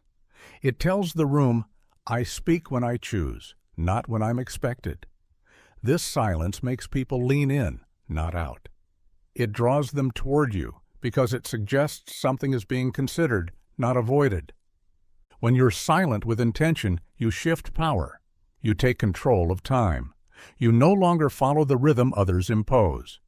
You hold the moment until it bends to you, whether it's a pause before responding, a refusal to justify, or a complete disengagement from noise. Each instance of silence becomes strategic. It says, I am not here to fill space. I am here to shape it. In conversation, an intentional pause before speaking creates gravity. People hang on your words more because they've been forced to wait for them. It signals that your speech is deliberate, not impulsive. And when you do speak, your words land harder because the silence before them sharpened their edge. In conflict, silence is even more powerful. When someone attacks you with accusations, sarcasm, or noise, and you respond with calm, deliberate silence, you destabilize them. They expected resistance. They wanted to provoke a reaction. But what they receive is stillness, not withdrawal, but awareness. That kind of silence makes them second-guess their words, their behavior, even their emotional footing. Nietzsche valued self-mastery above all, and silence is the outward mark of that mastery. The man who cannot remain quiet is the man who is still ruled by the crowd. But the man who can wield silence as a scalpel, cutting through tension, shaping moments, exposing character, he is sovereign. Even in leadership, this principle applies. The leader who listens more than he speaks, who pauses before decisions, who speaks in short, precise doses, commands trust. His silence isn't absence. It's signal. It tells his people he is thinking, processing, considering, and that his words, when they arrive, will be born of discipline, not impulse. So let your silence be felt, not questioned. Let it be full of presence, not apology. You don't owe the world constant commentary. You owe it meaning. Speak less, but with precision. Remain silent, but with purpose. Let your stillness say what noise never could. I am in control, even of the silence itself. In a world saturated with oversharing, overpromising, and overexposure, those who offer less than what's expected instantly stand out. Not because they withhold out of fear or lack, but because they understand a fundamental law of human psychology. Scarcity breeds desire. When you offer less, fewer words, fewer explanations, fewer appearances, you force people to lean in, to wonder, to pursue. And in that pursuit, demand is born. Nietzsche believed that power is often expressed through what is not said. Those who possess true depth do not rush to show it. They let others sense it. To offer less is not to be evasive. It is to be deliberate. It's to say, my value does not need to be spilled out all at once. If you want to know me, understand me, or access more of me, you will have to earn it. This applies in every arena: conversation, leadership, influence, relationships. The person who shares every thought, fills every silence, and over-explains their actions quickly becomes predictable and diluted. But the one who says just enough, who answers simply, who gestures with control, who offers presence without pleading, builds mystique. That mystique becomes magnetism. We tend to chase what we feel we cannot quite grasp. The mind is wired to resolve tension. When someone offers exactly what we expect, there's no friction, no curiosity, no reason to look deeper. But when they give us less, just enough to suggest something more, we become engaged. We start filling in the blanks. And what we imagine often carries more power than anything stated outright. This is not manipulation. It's discipline. It's knowing the value of pacing, of rhythm, of strategic restraint. It's the artist who doesn't reveal the entire painting at once, but unveils it in phases. It's the speaker who doesn't give you all the answers, but invites you into the process of discovery. The more control you exercise in what you offer, the more others invest their energy in uncovering what's left. Even in negotiation, this tactic reigns. When you offer too much too soon, information, concessions, Enthusiasm, you collapse your own leverage. But when you remain a little reserved, a little unreadable, the other party has to work harder to interpret your position. They project value onto you. They guess at your boundaries, and often they offer more, simply because you offered less. Nietzsche's writing reflects this principle. He didn't write treatises filled with endless clarity. He wrote aphorisms, fragments, sharp, compact thoughts that left gaps. Those gaps weren't flaws. They were invitations. The reader had to wrestle with the text to draw their own conclusions, and through that effort, the ideas took root more deeply. So in a world of noise, become signal. Say less but mean more. Share less but move deeper. Withhold not to punish, but to elevate your presence. And remember, when you offer less than expected, you awaken the most powerful force in human attention: curiosity. Loudness demands attention, but inevitability commands it. There's a difference between being noticed and being undeniable. Loud people often rely on volume to compensate for a lack of weight. They talk too much, promise too quickly, and react too easily. But the one who is inevitable doesn't need noise. They don't announce their power. They demonstrate it over time, through consistency, through precision, through presence. Nietzsche would have seen inevitability as a mark of the Übermensch, not someone who shouts for relevance, but someone who reshapes the world by being unshakably themselves. The inevitable individual moves with clarity and purpose. They are not obsessed with recognition. They are obsessed with result, and that obsession makes them unstoppable. Loudness peaks quickly. It grabs attention in a moment, but it fades just as fast. It often betrays insecurity, a desperate need to be seen, heard, validated.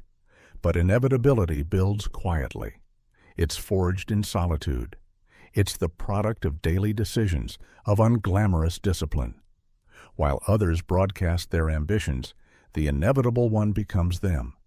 They don't declare what they'll do, they just do it, again and again, until it can no longer be ignored. This philosophy applies in every field. In business, the loudest marketers flood the space with noise, but the inevitable brand slowly becomes essential. Not through shouting, but by delivering value until absence becomes unthinkable. In relationships, the loud one may draw initial attraction, but the inevitable one, whose actions align with words, whose character reveals itself steadily, they earn loyalty. There's also power in emotional inevitability. When you are consistent in your calm, measured in your reactions, and firm in your boundaries, people stop testing you. They come to expect your strength, not through fear, but through respect. Loud people chase control. Inevitable people inspire it. This principle also protects your energy. Loudness drains. It requires constant performance, but inevitability is efficient. It doesn't need to chase. It attracts. It doesn't need to repeat. It proves. And over time, that quiet power rewrites perception. People begin to assume your capability. Your reputation works for you. Your presence carries memory. To be inevitable means you're not shaken by setbacks. You don't need to react to every criticism or prove your point in every room, because you already know the path you're on. Your very existence becomes a form of momentum. You become like a rising tide, slow, steady, and ultimately unavoidable. Nietzsche taught that greatness isn't declared. It's expressed in the way you carry your will. So forget about being loud. Let others exhaust themselves trying to be seen. Your job is to become the force that moves through the noise, unaffected, focused, driven. And eventually, while others burn out, fade away, or pivot again and again, you'll still be there, building, moving, achieving. Not loud, but inevitable.